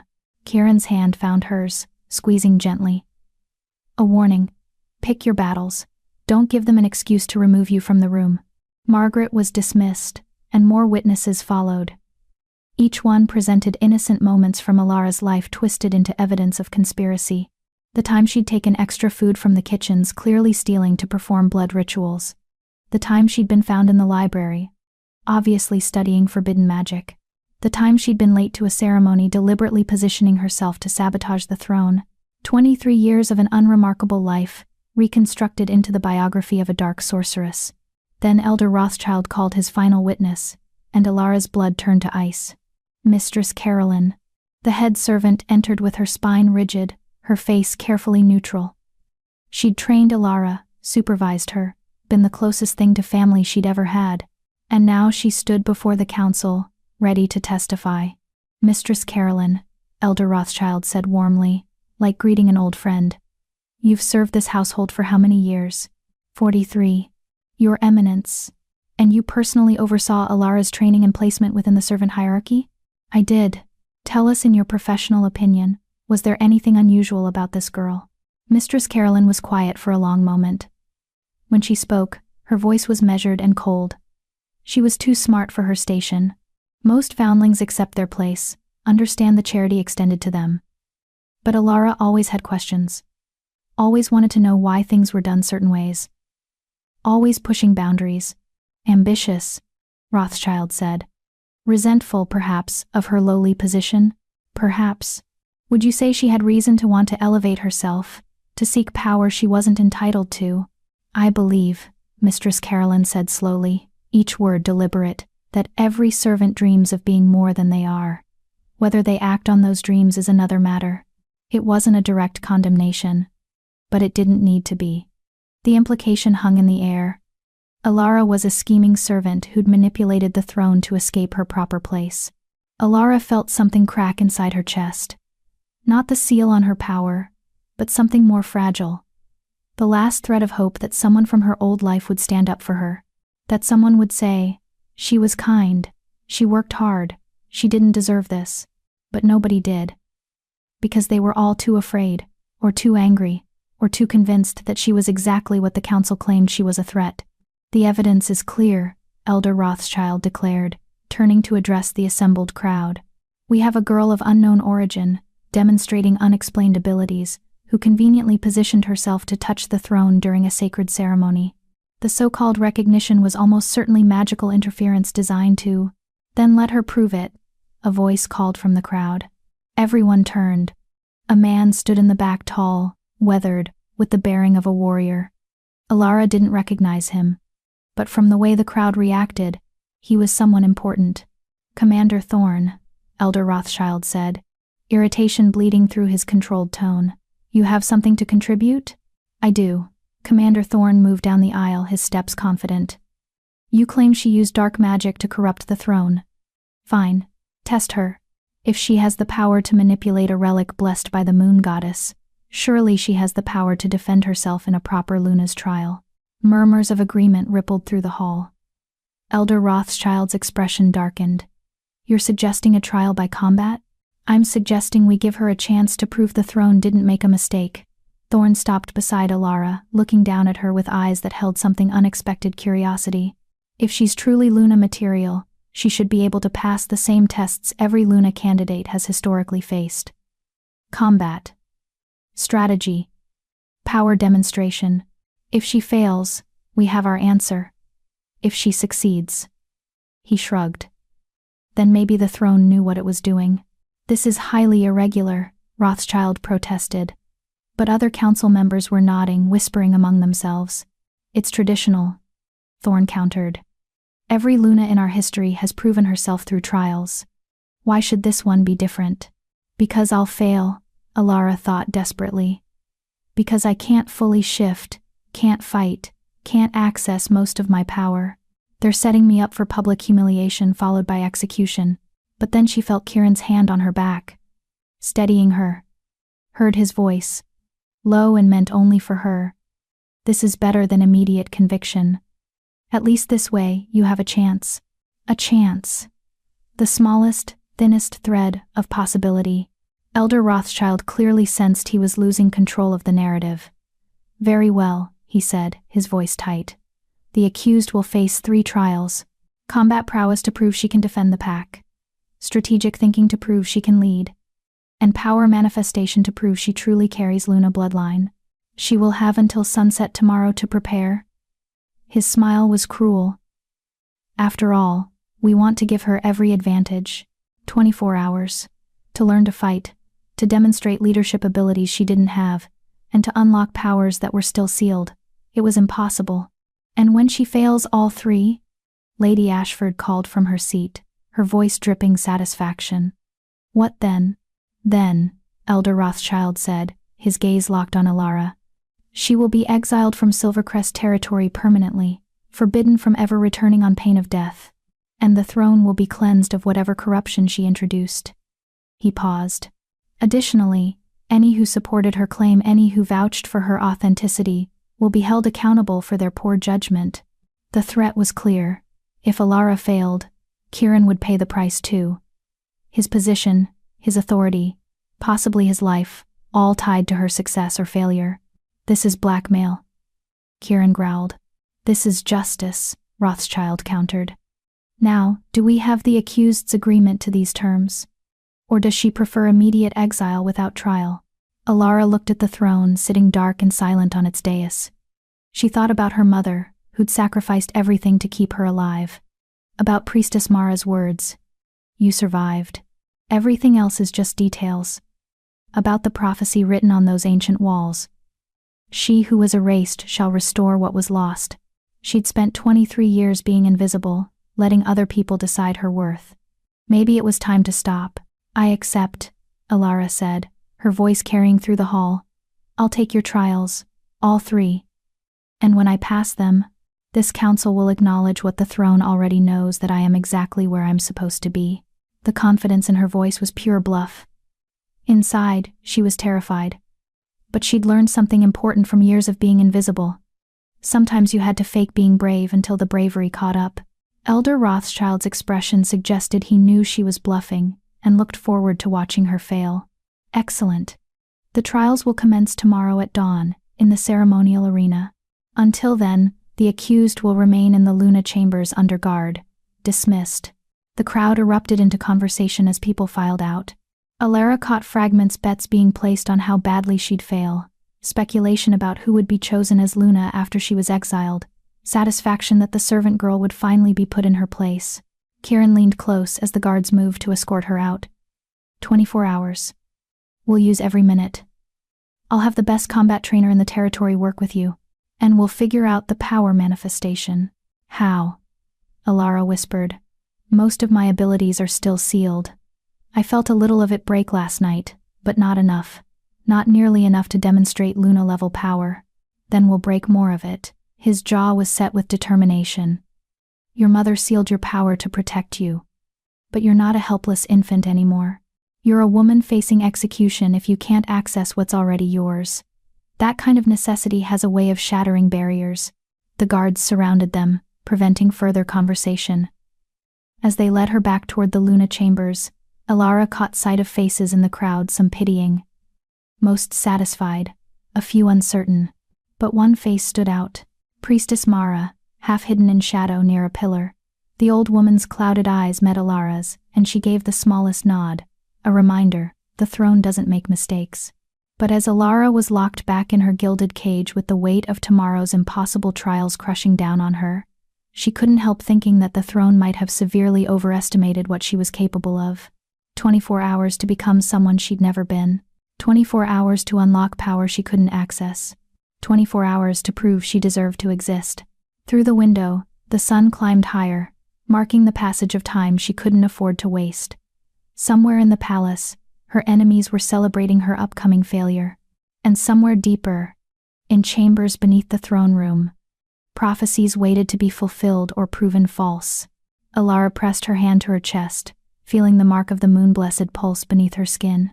"I hope you knew what you were doing," she whispered to her long-dead mother. "Because right now, I'm about to fail spectacularly in front of everyone." But failure wasn't an option. Not anymore. Too many people, Kiran. Priestess Mara, her mother's sacrifice had invested too much in her survival for her to give up now. She just had to figure out how to become a warrior, a leader, and a Luna overnight. No pressure. Chapter 6. The Quiet Before Power. The combat trainer arrived an hour after Alara returned to the Luna chambers. He was a mountain of a man, easily 6.5 feet tall, built like he'd been carved from granite and violence. Scars tracked across his bare arms, each one a story of battles survived. His eyes were the flat gray of winter ice, assessing her with the kind of professional detachment that made it clear he didn't care about politics or prophecies. He cared about whether she could fight. Commander Thorn, Kiran introduced him. Best warrior in Silvercrest territory. He's agreed to train you for tomorrow's combat trial. Thorn grunted, circling Alara like she was livestock he was considering purchasing. "How much combat training have you had?" "None," Alara admitted. "I'm a servant. We don't exactly get sword lessons. Can you shift?" The question was casual, but it cut deep. "No. My transformation has never completed." Thorn stopped circling and looked at Kiran with an expression that clearly said, "Are you serious? You want me to prepare a non-shifting servant with zero combat experience to face the combat trial?" And he glanced at the window, calculating the sun's position. "Roughly 18 hours? "Yes," Kiran said flatly. "That's impossible." "Then make the impossible happen. That's why you're the best." Thorn muttered something that sounded like a creative combination of curses, then turned back to Alara. "All right. Show me what you've got. Attack me." Alara blinked. "What?" "You heard me. Attack me. Punch, kick, bite, whatever instinct tells you to do. I need to see what I'm working with." This was humiliating. Alara looked at Kiran, hoping he'd intervene, but he just nodded encouragingly. She turned back to Thorn, this massive warrior who looked like he could snap her in half without effort, and tried to imagine actually hurting him. She swung a fist at his chest, a pathetic, weak thing that had no power behind it. Thorn caught her wrist before the blow landed. "Terrible. Your stance is wrong. You telegraphed the punch from a mile away, and you aimed for the strongest part of my body instead of a vulnerable point." He released her wrist. "Again. This time, commit to it. I've seen children hit harder than that." Heat flooded Alara's face. She tried again, putting more force into it. Thorn dodged easily and swept her legs out from under her. She hit the floor hard, the breath knocked from her lungs. "You're thinking too much," he said, standing over her. "Combat isn't about thinking. It's about reacting. Your body knows how to protect itself, you just need to get out of your own way." He extended a hand to pull her up. "Problem is, you've spent your whole life making yourself small. Invisible. That's the opposite of what you need in a fight." Alara took his hand and let him haul her to her feet. "So how do I fix that in 18 hours? "You don't fix it. You work around it." Thorn moved to the center of the room, gesturing for her to face him. "You'll never be a brawler, you're too small. Not enough muscle mass, no training time, but you're quick, light on your feet, low center of gravity, we can use that." For the next hour, he drilled her relentlessly. Not complex techniques, there was no time for that, but dirty, practical fighting. How to use her smaller size as an advantage. Where to strike to cause maximum pain with minimum force. How to read an opponent's body language to predict their next move. How to fall without getting hurt. How to roll away from attacks.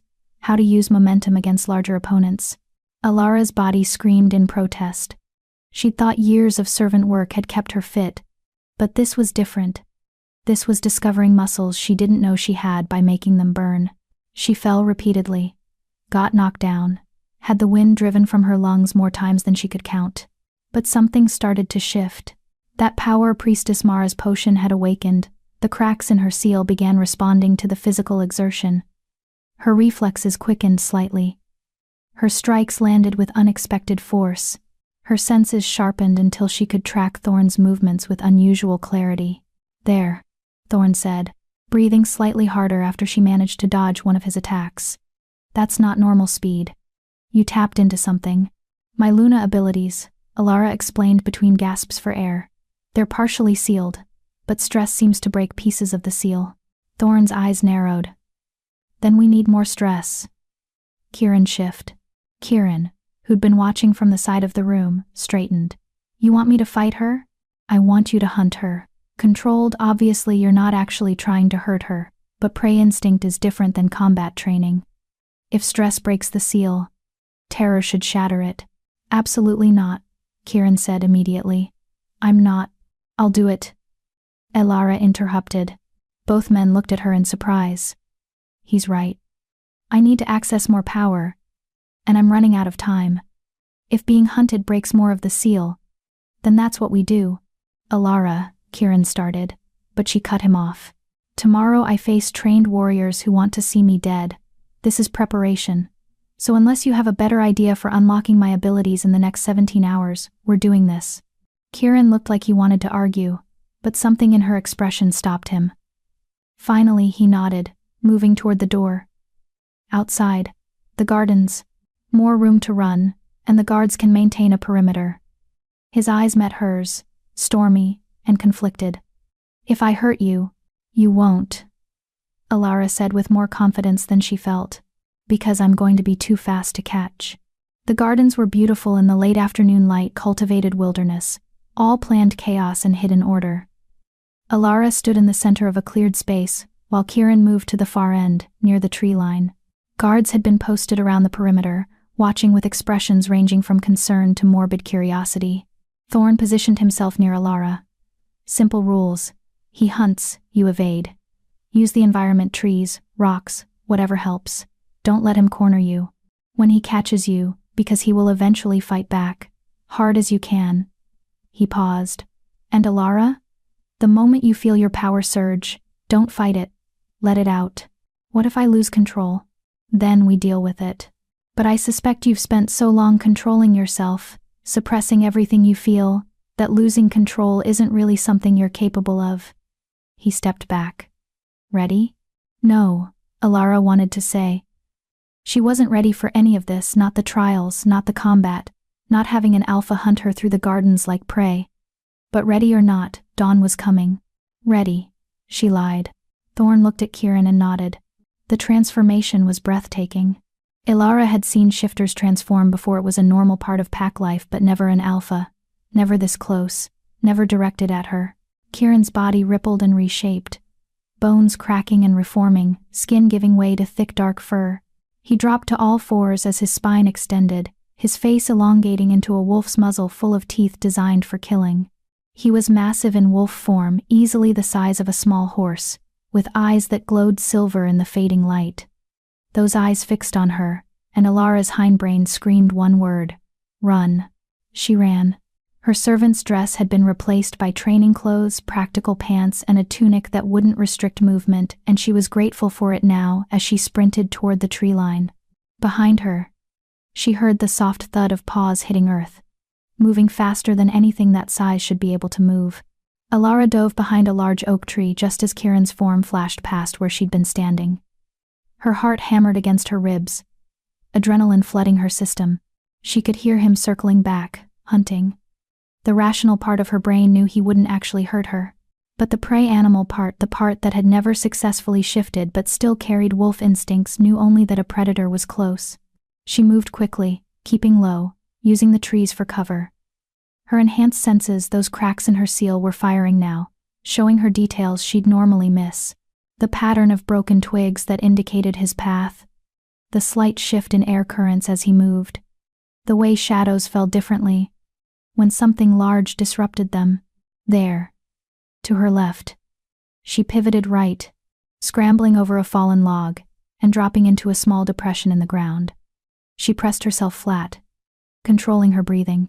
Kieran's massive wolf form padded past, so close she could smell earth and pine and something distinctly him. He paused, sniffing the air. Alara held perfectly still, her heart beating so loud she was certain he could hear it. Then he turned his head and looked directly at her hiding spot. Their eyes met his glowing silver, hers wide with fear, and she saw the moment he committed to the chase. He lunged. Alara rolled, came up running, her body moving on pure instinct. The seal cracked further, she felt it like ice breaking inside her chest. Her speed increased, her reflexes sharpened, her senses exploded outward until she could track every movement in the garden simultaneously. But it wasn't enough. Kieran was still faster, still stronger, still a predator in his prime, hunting someone who'd never learned to truly run. He cut her off near the fountain, blocking her escape. Alara spun, looking for another route, but he'd cornered her perfectly. The fountain at her back, a wall to her left, him blocking the only clear exit. She was trapped. Use your power, Thorn's voice called from somewhere behind the perimeter. Stop running and fight. Fight. How? She didn't have claws or fangs. She couldn't shift. All she had was this partial awakening of abilities she didn't understand, and the mark of the Moonblessed burned against her chest. Power surged through her like lightning, making her gasp. Not the gentle warmth of the throne's recognition, but something wild and primal and vast. The seal didn't just crack, it shattered. Pieces of it fell away inside her, releasing abilities that had been locked since infancy. Alara's hands began to glow with silver light. She stared at them, shocked, as the luminescence spread up her arms like liquid moonlight. The same light that had erupted from the throne, now emanating from her body. She could feel it responding to her fear, her desperation, her absolute need to survive. Kieran's wolf form hesitated, recognizing something in her that hadn't been there moments before. Alara raised her glowing hands, acting on instinct rather than knowledge. The light coalesced, forming a barrier between them, not solid, but tangible enough that when Kieran tried to advance, the barrier repelled him gently, not violently, not with the explosive force the throne had used. This was different, protective, controlled. Good, Thorn shouted. Now push back, show dominance. Dominance. The word felt foreign. She'd never dominated anything in her life, but the power flowing through her seemed to understand what was needed. She pushed, and the barrier expanded, forcing Kieran to step back. The glowing light intensified until the entire garden was bathed in silver radiance. Then, without warning, pain lanced through her body. Her bones began to shift, not completely, not into full wolf form, but something between. Alara cried out, as her spine arched, as her hands curved into claws, as her senses exploded into something beyond human. The partial transformation she'd experienced as a child, except this time it wasn't stopping halfway. It was continuing. Through the haze of pain and transformation, she was dimly aware of Kieran shifting back to human form, concern etched across his face. Of Thorn moving closer, monitoring but not interfering. Of guards murmuring in shock. But mostly she was aware of the feeling of becoming. Of walls inside her crumbling. Of power that had been suppressed for 23 years finally being allowed to exist. Of her body remembering what it was supposed to be, even if it had forgotten how to get there. The transformation stabilized in a form that was neither fully human nor fully wolf. Alara looked down at herself, at hands tipped with silver claws, at arms covered in a fine shimmer of power rather than fur, at a body that was still recognizably hers but enhanced, stronger, faster, more. And surrounding her, pulsing from her skin in waves, was that same silver light the throne had shown. Her light. Her power. Impossible, one of the guards whispered. But Thorn was grinning like a wolf himself. Not impossible, just rare. She's manifesting a luniform, the ancient transformation that predates regular shifting. It's what the old bloodlines could do before the power was diluted over generations. Alara tried to speak, but her vocal cords weren't quite right in this form. What came out was something between words and a wolf's growl, understandable but inhuman.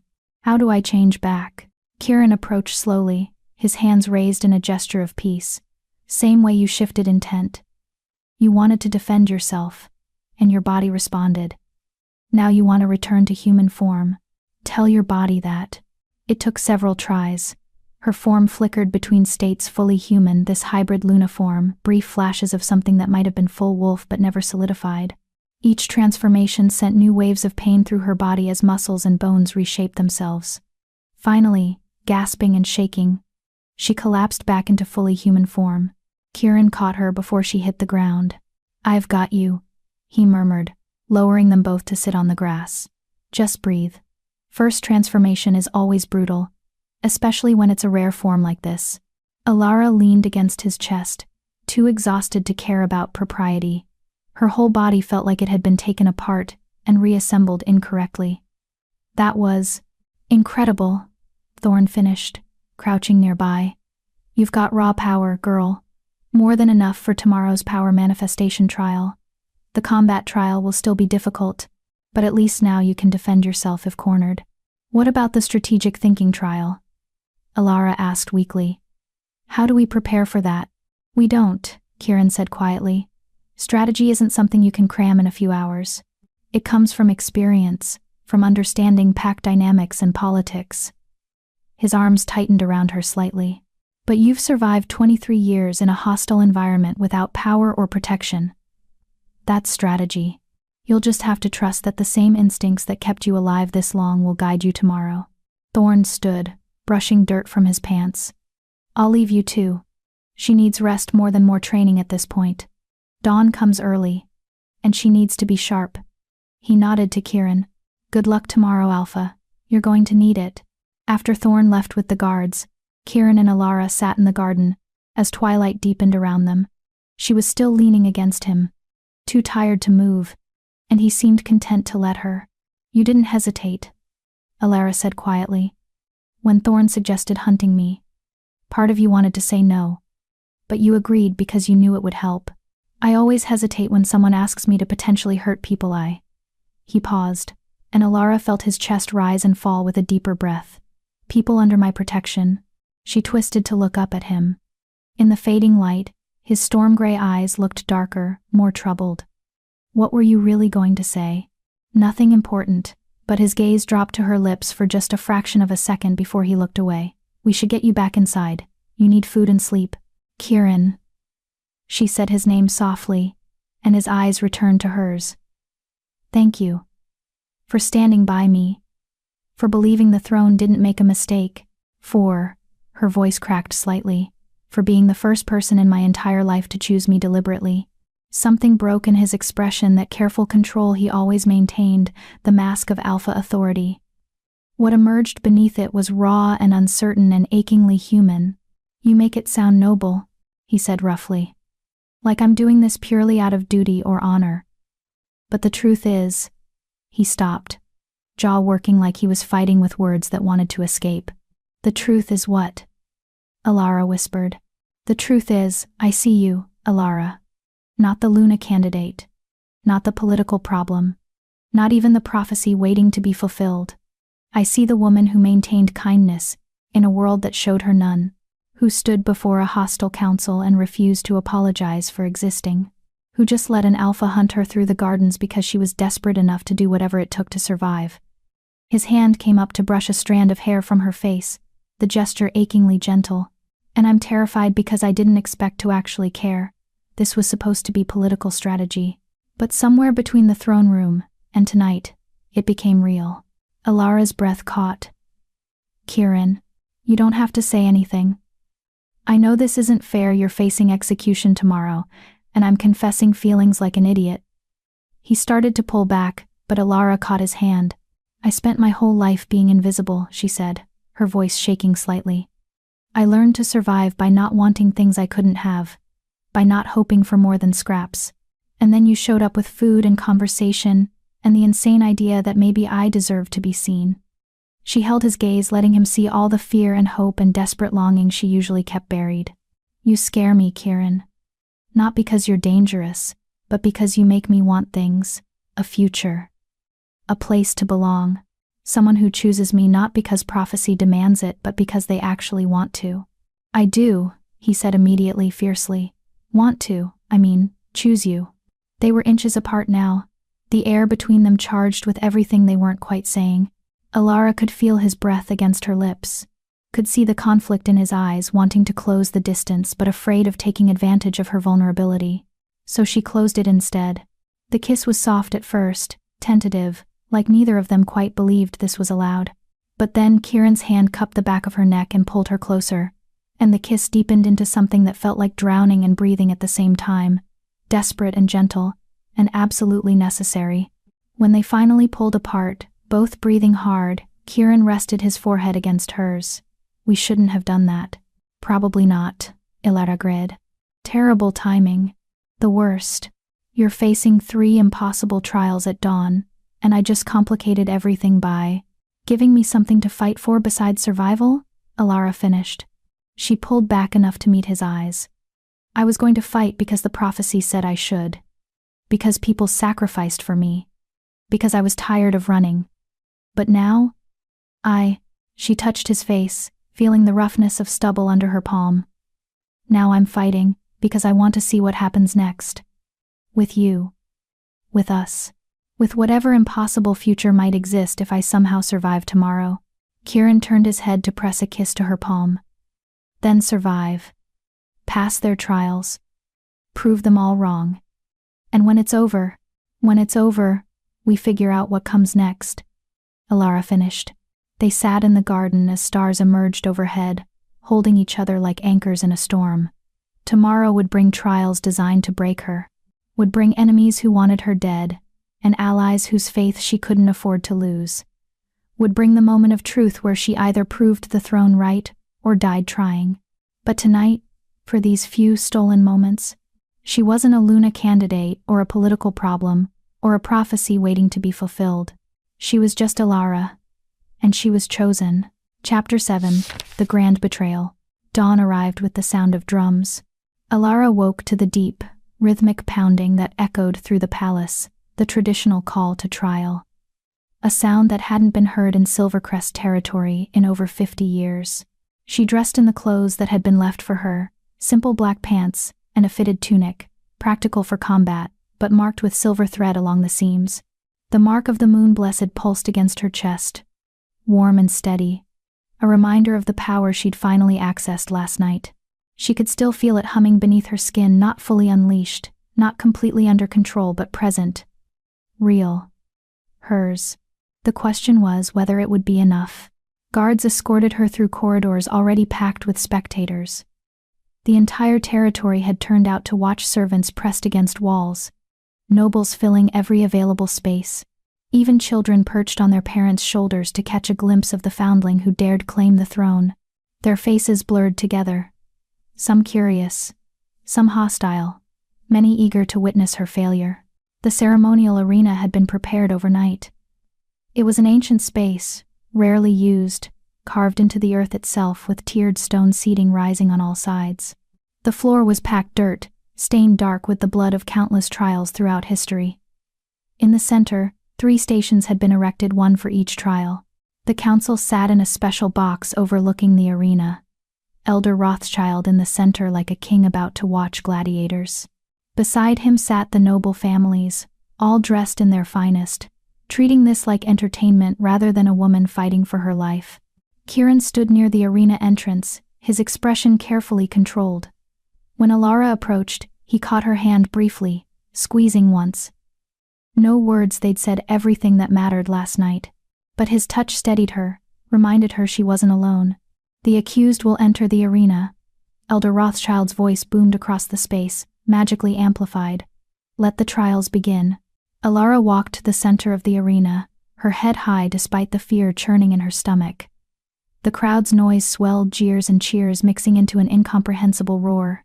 She turned slowly, taking in the faces, So many people who'd ignored her for 23 years, now riveted by her existence. The first trial, Rothschild announced, will test combat prowess. Aluna must be able to defend her pack against threats. She will face 3 opponents of increasing difficulty, defeat them all, or be defeated and removed from consideration. 3 opponents. Alara's mouth went dry. Thorn had trained her for one-on-one combat, using her speed and small size as advantages. But 3? One after another, when she was already exhausted? A gate on the far side of the arena opened. Her first opponent emerged. It was Vivian Ashford. The blonde candidate who'd been rejected by the throne, wore armor now light leather designed for mobility, a short sword strapped to her hip. She'd trained for combat her entire life. This was her element. "I volunteered for this," Vivian called across the arena, her voice carrying clearly. "I want everyone to see what happens when a pretender faces real skill. No referee. No rules about killing. Just 2 women and an arena, with only one allowed to walk away victorious." Vivienne drew her sword. Alara had no weapon. That was probably intentional. They wanted to see if her Luna powers could compensate. She dropped into the defensive stance Thorn had drilled into her, feeling her power stir beneath her skin. Vivian attacked first, fast and precise. Her blade whistled through the air where Alara's throat had been a second earlier. Alara twisted away, using her smaller size to dodge, but Vivian anticipated the movement. Her boot caught Alara's ribs, sending her sprawling. Pain exploded through her side. The crowd roared approval. Alara rolled as Vivian's sword stabbed into the dirt where she'd been. She came up on her feet, gasping, feeling her power surge in response to the threat. Her hands began to glow with that silver light. "Parlor tricks," Vivian sneered, circling. "You can't even shift properly." "What kind of Luna can't shift?" The old shame tried to rise, but Alara pushed it down. She wasn't broken. She was different. The prophecy had said so. The throne had recognized it. Vivian lunged again. This time, Alara raised her glowing hands, and the light formed a shield exactly like it had last night with Kieran. The sword struck the barrier, and was deflected with a shower of silver sparks. Vivian's eyes widened. She attacked again, faster, striking from multiple angles. Each time, Alara's shield reformed, protecting her. But maintaining it was exhausting. She could feel her power draining, the seal on her abilities not yet fully broken enough to sustain this level of output. She needed to end this quickly. Thorn's words echoed in her mind. "Use your advantages. You're quick, light on your feet. Make them come to you, then strike when they're off balance." Alara dropped the shield, and ran not away, but in a circle around Vivienne, forcing the other woman to turn, to track her movement. Vivienne was good, but she was also armored, carrying a sword. Alara was unencumbered, faster, more agile. On her third pass, Vivian swung wide, overcommitting to the strike. Alara ducked under the blade and drove her glowing fist into Vivian's solar plexus. Not with human strength, but channeling the Luna power through the blow. The impact sent Vivian flying backward. She crashed into the arena wall and slumped, unconscious. The crowd erupted, half in shock, half in outrage. Alara stood in the center of the arena, breathing hard, her hands still glowing. She'd won, one opponent down. "Impressive," Elder Rothschild said, though his tone suggested he'd swallowed something bitter. Second opponent enter. The gate opened again. This time, a massive man emerged, easily as large as Commander Thorn, covered in scars and wearing the expression of someone who killed for a living. He carried no weapon because he didn't need one. His hands were registered as lethal weapons themselves. He didn't speak, didn't posture, just moved toward Alara, with the steady inevitability of death itself. Alara's power was already depleted from the first fight.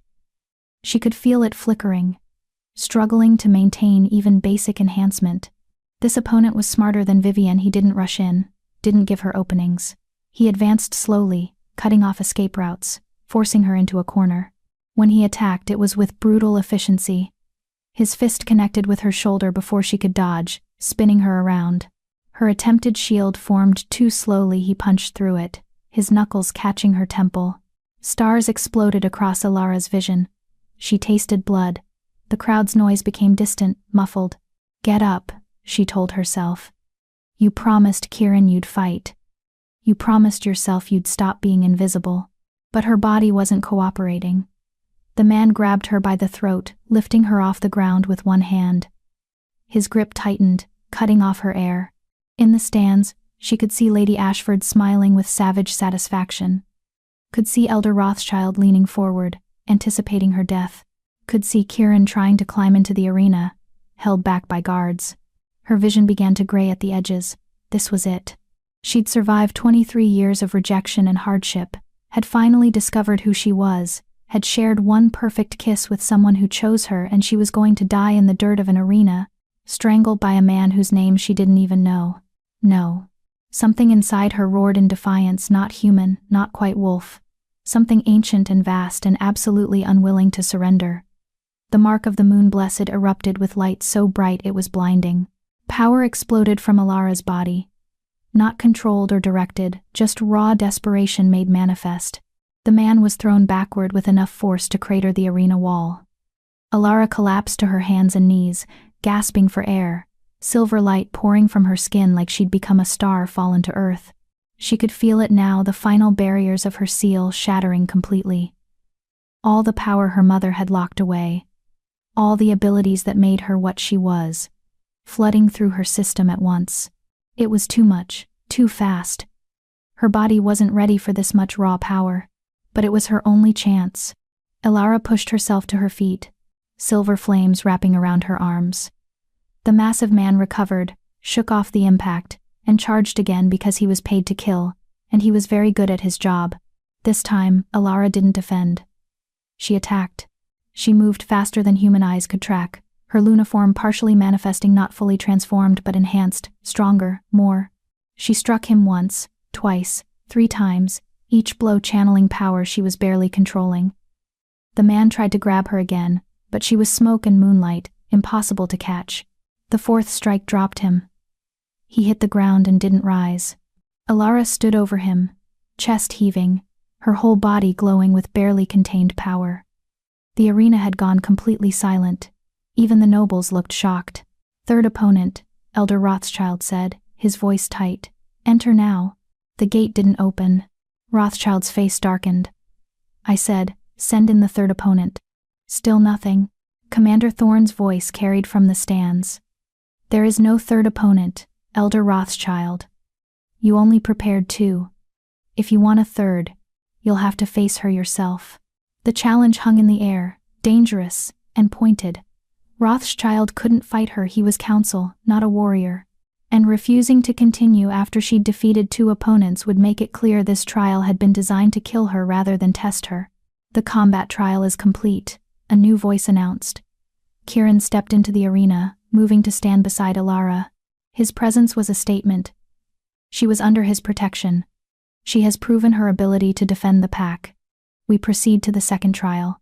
Rothschild looked like he wanted to argue, but other council members were nodding, murmuring agreement. He'd lost this round. And they both knew it. "Very well," he said coldly. "The 2nd trial tests strategic thinking.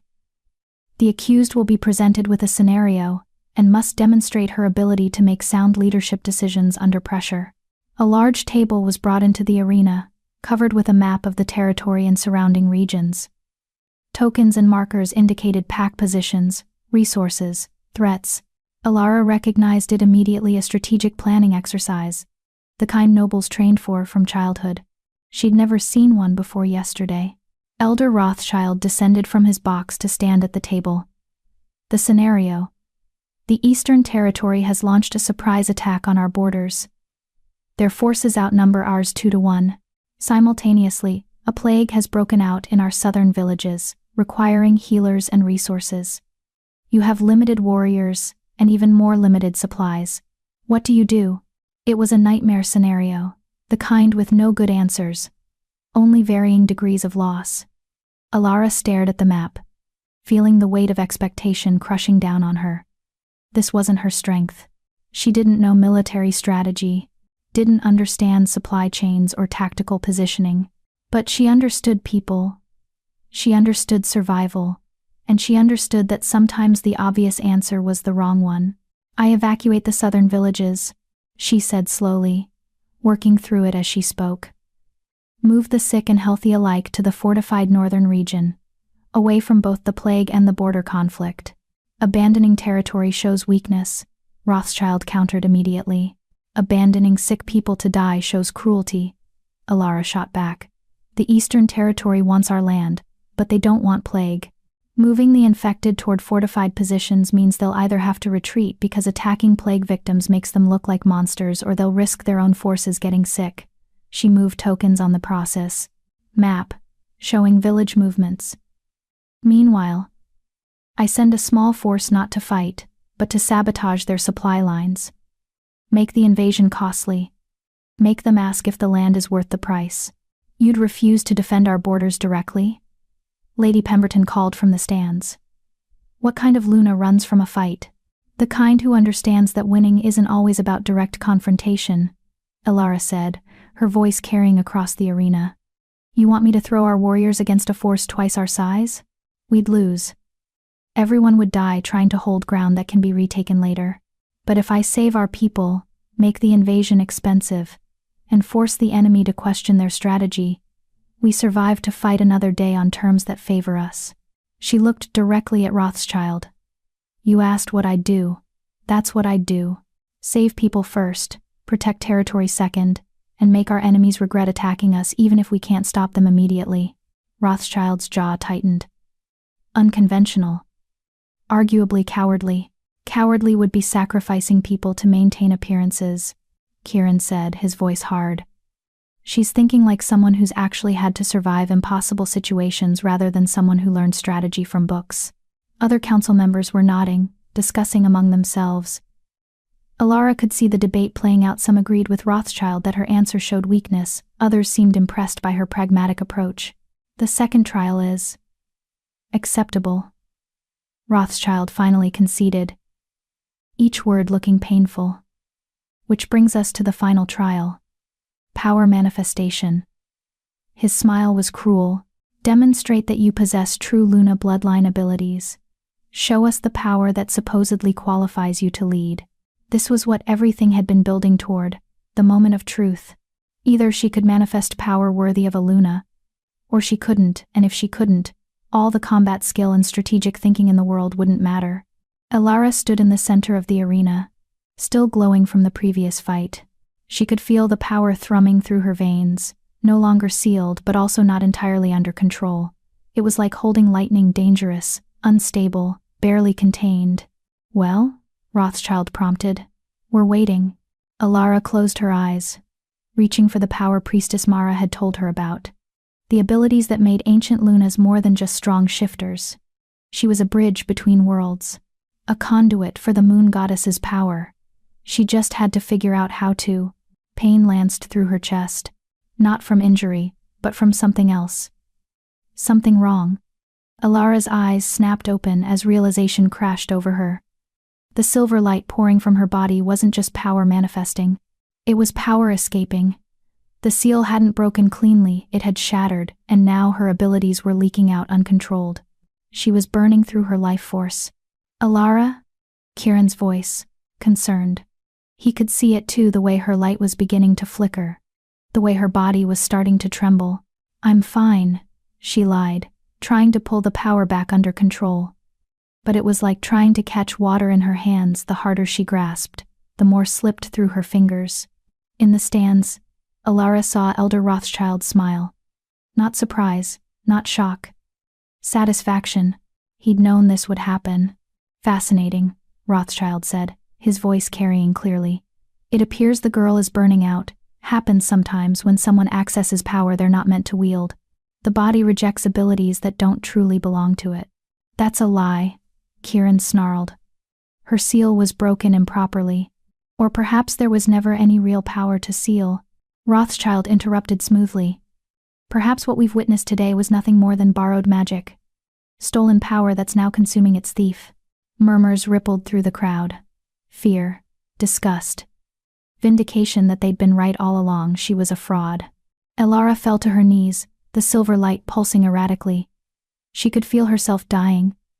Could feel the power that was supposed to save her instead burning her from the inside out. And in that moment, she understood. This had been the plan all along. The trials had never been about proving herself. They'd been about forcing her to use power she couldn't control, breaking her seal prematurely, and letting her destroy herself from within.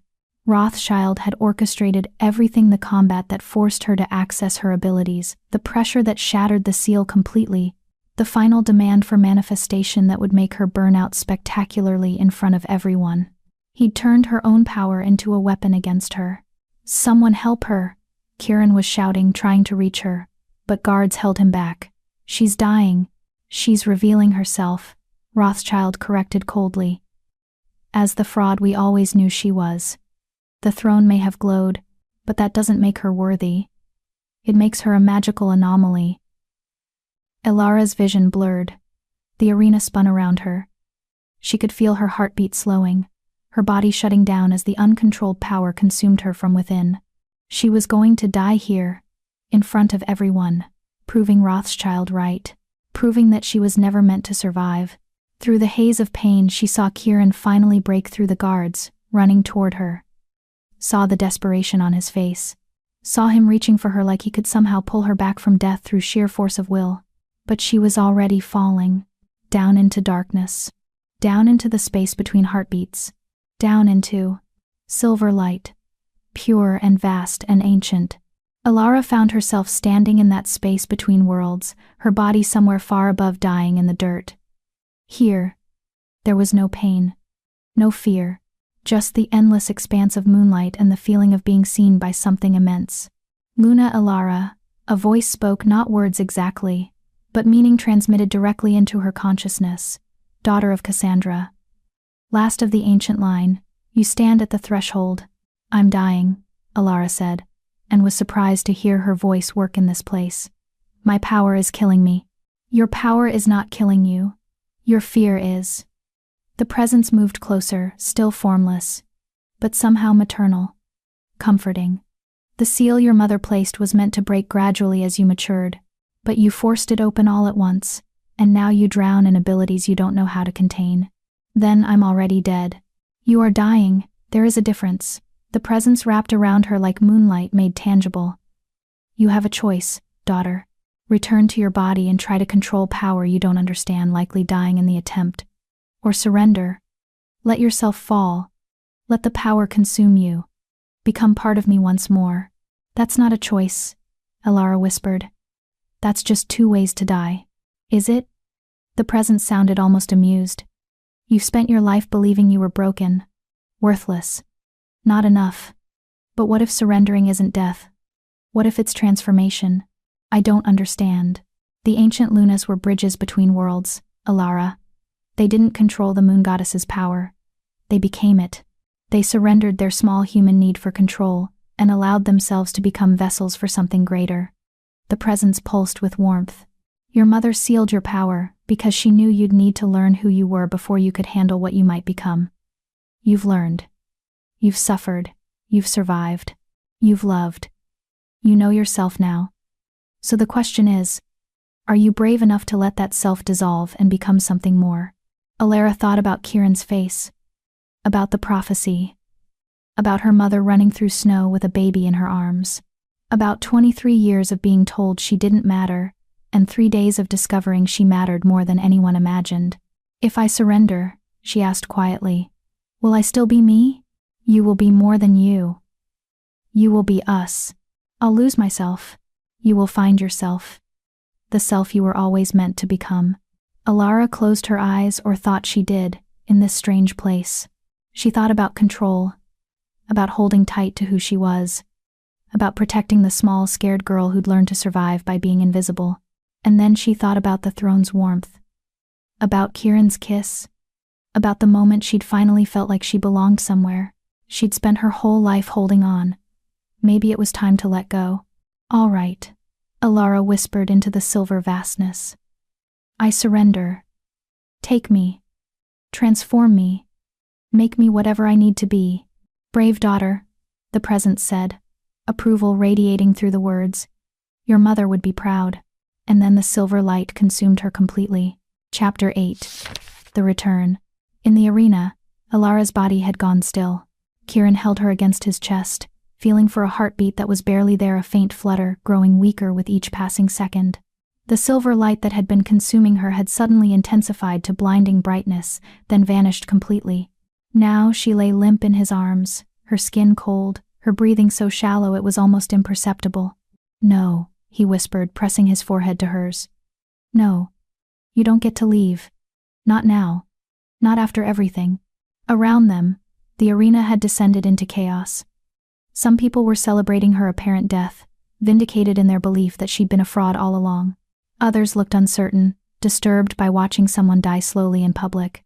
A few, very few, looked genuinely grieved. Elder Rothschild stood at the edge of the arena, his expression carefully neutral. But Kieran saw the satisfaction in his eyes. This was what he'd wanted. What he'd planned for.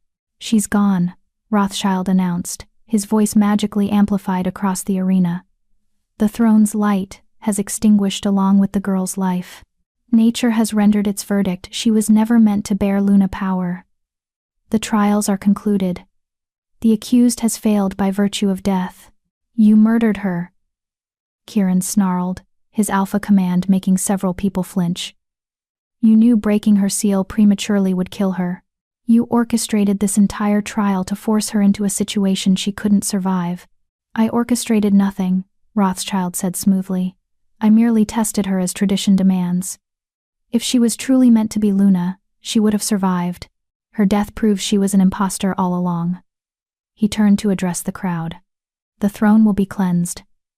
A proper Luna selection will be scheduled, and we will forget this unfortunate incident." Thunder cracked across a cloudless sky. The sound was so loud, so unexpected, that everyone in the arena froze. The air pressure dropped suddenly, making ears pop, and the temperature plummeted, as if winter had arrived in the space between heartbeats. In Kieran's arms, Alara's body began to glow again. Not the flickering, dying light from before. This was different, stronger, deliberate. Silver luminescence poured from her skin in waves, not consuming her but emanating from her like she'd become a living star. Her mark of the moon blessed blazed so bright it was visible through her clothing. Kieran felt her heartbeat strengthen. Felt warmth return to her skin. Felt her body arch as she drew in a gasping breath. Her eyes opened. They were silver. Completely silver, not just the irises, but the whites too, glowing with inner light. When she looked at Kieran, he saw recognition there, saw her, but also something more. Something vast and ancient, looking through her eyes. "Elara?" he whispered. She smiled, tender and familiar, and hers. "I'm here," she said, and her voice carried harmonics it hadn't before, like multiple tones speaking in unison. "I'm still me, just more." She stood, and Kieran had to release her, had to watch as she rose to her feet in one fluid motion. The silver light intensified, spreading across the arena floor like liquid mercury. Where it touched, symbols appeared, the same ancient markings that covered the sacred Luna throne, now burning themselves into the packed earth. The crowd gasped. Some people moved toward the exits, but most were frozen, unable to look away. Alara turned to face the council platform where Elder Rothschild stood, his carefully neutral expression cracking into something that looked like fear. "You wanted proof of Luna bloodline," Alara said, her voice carrying effortlessly across the space without magical amplification. The power in her words made the air vibrate. "You wanted to see power worthy of the throne. So watch." She raised her hands, and the earth responded. The arena floor cracked. Not violently, more like the earth was reshaping itself according to her will. Stone pillars rose from the ground, each one carved with flowing symbols that glowed silver. The tiered seating shifted, repositioning itself into a perfect circle around the arena floor. And in the center, beneath Alara's feet, a platform began to form, not built, but grown from the earth itself, rising until she stood elevated above everyone. It looked exactly like the dais that held the sacred Luna throne in the palace. "Impossible," someone whispered. "She's terraforming. That's ancient magic. No one's done that in 3 centuries. Alara gestured, and silver flames erupted from her palms, not fire that burned, but pure moonlight given form. The flames danced between her fingers, responsive to her thoughts, under perfect control. She directed them outward, and they spread across the arena in a protective circle, not threatening but establishing clear boundaries. This was her space now. Her territory. "You said I couldn't shift properly," Alara said, her silver eyes fixed on Rothschild. "You were right. I can't shift into a normal wolf form. Want to know why?" She didn't wait for an answer. Her body began to transform, not into the partial hybrid form she'd managed before, but into something that made the entire crowd gasp in awe and terror. Silver light wrapped around her like living armor. Her form expanded, grew, became something between wolf and human in pure celestial energy. She was massive now, easily 8 feet tall, covered in what looked like moonlight made solid, with eyes that burned with silver fire. Claws of pure energy extended from her hands. A corona of light surrounded her head like a crown. This was the Luna form in its full manifestation, the form ancient Lunas had taken when they needed to channel the moon goddess's power directly. The form that predated regular shifting, that transcended it entirely. This, Alara's voice resonated through the arena, impossible to ignore, is what the throne recognized. This is what my mother sealed to protect me. This is what you tried to destroy because you were afraid of what it represented. She descended from the platform, each step deliberate, moving toward the council box. Guards moved to intercept her, but one look from those silver eyes sent them scrambling back. This wasn't something you fought. This was something you worshipped or ran from. "Elder Rothschild," Alara said, stopping at the base of the council platform. "You orchestrated the Great Purge 23 years ago. You ordered the assassination of Luna bloodlines because you were afraid of their power. Afraid they'd expose corruption in the council. Afraid they'd return leadership to what it should be, rather than what you'd twisted it into." Rothschild's face had gone pale. "You have no proof of these accusations." "I have the memories of the earth itself," Alara countered. "Do you know what ancient Lunas could do? We could commune with the territory, ask it what it had witnessed, what blood had been spilled, what secrets were buried." She pressed her glowing hand to the ground, and silver light spread outward like cracks in ice. "Shall I ask this land what happened 23 years ago? Shall I make it show everyone here the orders you gave, the assassins you hired, the Luna bloodlines you systematically eliminated?" "This is slander," Rothschild shouted, but his voice shook. The ravings of a girl drunk on stolen power. "Enough." The word cracked across the arena like a physical force. Alara's power surged, making the ground tremble, making everyone present feel the weight of something vast and terrible and utterly beyond their ability to control. "I spent 23 years believing I was worthless, because people like you told me I was. I survived because my mother loved me enough to hide me from your murderous ambition. And I nearly died today because you were so afraid of what I represented that you tried to kill me in front of witnesses and call it justice." Her eyes blazed brighter. "So no, Elder Rothschild, you don't get to speak anymore. You don't get to judge or condemn or twist truth into lies. Your time controlling this territory through fear and manipulation is over." She gestured, and silver light wrapped around Rothschild like chains, not painful, but completely immobilizing. He couldn't move, couldn't speak, could only stand frozen as evidence of his crimes. Alara turned to address the crowd, her Luna form still fully manifested. The throne didn't make a mistake. It recognized what this territory needed, not another puppet who would maintain broken systems, but someone who understood what it meant to be powerless in a world that crushed the vulnerable. Someone who would rebuild leadership based on justice rather than bloodline politics. She looked at the other council members. "How many of you knew what Rothschild did? How many of you helped cover up the Great Purge?" 3 of the 12 council members wouldn't meet her eyes. Their guilt was written clearly across their faces. "I could destroy you all," Alara said softly. And the threat was all the more terrifying for its gentle delivery. "I could tear down everything you've built and start over. The power flowing through me right now is enough to reshape this entire territory according to my will." She let that sink in. Let them feel the helplessness of facing something they couldn't fight or control. Then she stepped back, and the silver chains around Rothschild dissolved. Her Luna form began to recede. The massive celestial manifestation, compressing back into her normal human body. The glow faded from her eyes, leaving them their natural color, though something of that silver light remained, visible in certain angles. "But I won't," Alara said in her own voice, smaller now but no less powerful. "Because that would make me exactly like you, someone who uses power to crush others rather than lift them up. So here's what's going to happen instead."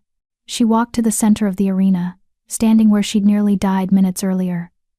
"Elder Rothschild and the 3 council members who aided him will face trial for their crimes. Real trial, with evidence and witnesses, not the mockery of justice they subjected me to. If found guilty, they'll be exiled, not executed, because I won't start my leadership with blood but removed from power permanently." Murmurs of agreement rippled through the crowd. Even those who'd been hostile to her seemed swayed by her mercy in the face of attempted murder. "The remaining council will stay in their positions," Alara continued, "but with reformed powers. No more trials designed to kill. No more persecution of those who don't fit perfect bloodline requirements. And most importantly, the council serves the territory, not the other way around. Leadership exists to protect people. All people, not to maintain power for the elite." She turned, looking up at where Kieran stood at the arena's edge. "And I'm claiming Alpha Kieran as my mate. Not because I need his protection anymore, but because I choose him. Because he chose me when it would have been easier to let me die. Because together, we can build something better than what existed before." Kieran vaulted over the arena wall, moving to stand beside her. In front of hundreds of witnesses, he took her hand, the gesture deliberate and public. "I choose you," he said quietly, but his voice carried. "Not the Luna candidate. Not the prophecy. You, Alara, the woman who survived everything they threw at her and came back stronger." "Even though I'm terrifying now?" Alara asked with a small smile. "Especially because you're terrifying now." He pulled her closer, his forehead touching hers. "Though you could have warned me about the whole becoming an 8-foot-tall celestial warrior thing, nearly gave me a heart attack." "I nearly gave myself a heart attack," Alara admitted. Then, louder, addressing the crowd. "I know most of you don't want me. I know you think I'm unqualified, unworthy, that I rose above my station. And you're right. I am unqualified by your old standards. But maybe that's exactly what this territory needs. Someone who remembers what it's like to be powerless. Someone who won't forget that leadership is service, not domination." She looked across the sea of faces, some still hostile, some thoughtful, many simply shocked by everything that had happened. "I'm not asking you to love me. I'm not even asking you to like me. I'm just asking you to give me a chance to prove that the throne knew what it was doing. That sometimes, the most unlikely person is exactly the right one." A long moment of silence. Then, from somewhere in the crowd, someone began to clap, slowly at first, then joined by others. Not everyone there, were still plenty who looked disgusted or angry, but enough. Enough to suggest that maybe, possibly, she could win them over with time. Commander Thorne's voice boomed from the stands, all in favor of recognizing Alara, daughter of Luna Cassandra of the Northern Wildlands, as the rightful Luna of Silvercrest territory as chosen by the Sacred Throne. Hands rose throughout the crowd. Not a majority, not yet, but more than Alara had dared hope for. "Motion carries," Thorne declared. "We have our Luna." The remaining council members exchanged glances, calculating political futures, weighing options. Finally, the eldest among them, a woman named Margrave who'd been silent through the entire trial, stood. "The council recognizes Luna Alara," she said formally, "though I suspect she'll keep us on our toes for years to come." Something that might have been approval flickered in her eyes. About time someone shook things up around here. The ceremony that followed was hastily assembled but traditional. Alara stood before what remained of the legitimate council and spoke the oaths that bound her to the territory. Kieran stood beside her, speaking his own vows of partnership and protection. When they were finished, the silver light that had been dormant in the arena floor suddenly surged upward, wrapping around both of them in a visible display of the mate bond forming. It was beautiful and terrifying. And absolutely undeniable. "One more thing," Alara said, as the light faded. She looked toward the palace, her expression distant, communing with something the others couldn't perceive. "The throne is coming." "What?" Kieran asked. Alara smiled.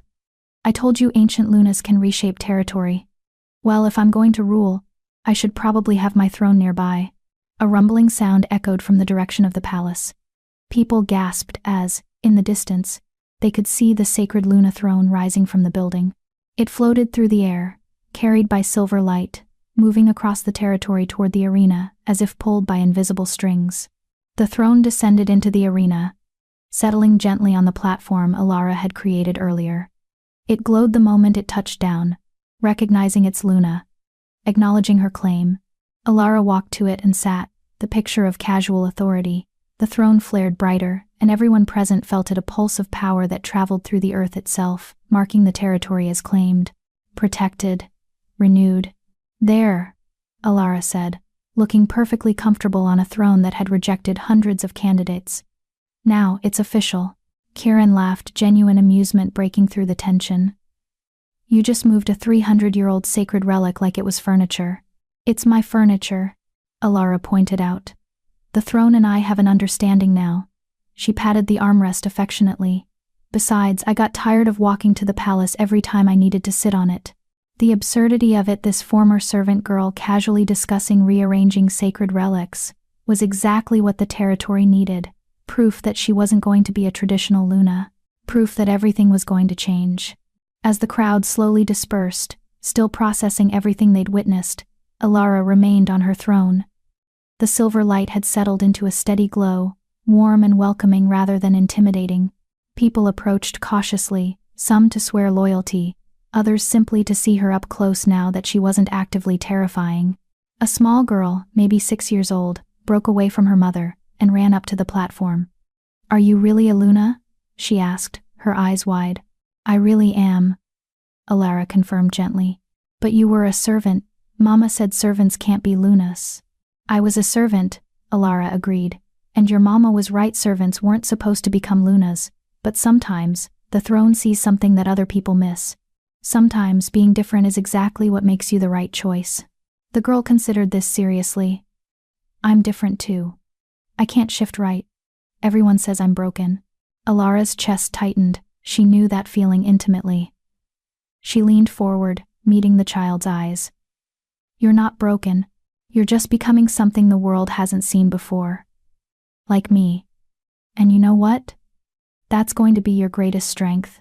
The girl smiled, bright and hopeful, and ran back to her mother looking like someone had just given her the moon itself. And maybe Alara had the gift of believing she could be more than others said she was. As the afternoon wore on and the crowd thinned, Kieran climbed onto the platform and settled on the throne's armrest beside Alara. "So, you're officially Luna now. You passed their trials, manifested impossible power, exposed corruption, and literally moved the throne to suit your convenience. How does it feel?" Alara leaned against him, suddenly exhausted. The adrenaline was wearing off, and she was becoming aware of how much the transformation had cost her. "Terrifying," she admitted. "I have no idea what I'm doing. I just made promises I might not be able to keep. I claimed authority over people who still think I'm a fraud, and I apparently have powers I barely understand that could go catastrophically wrong at any moment. So, normal new Luna anxiety. Is it? Probably not. Most Lunas don't reshape terrain or manifest celestial warrior forms." He wrapped an arm around her shoulders. "But most Lunas also didn't survive what you survived. Didn't fight as hard. Didn't show the kind of mercy you showed today when you could have destroyed everyone who hurt you." Alara turned to look at him. "I wanted to.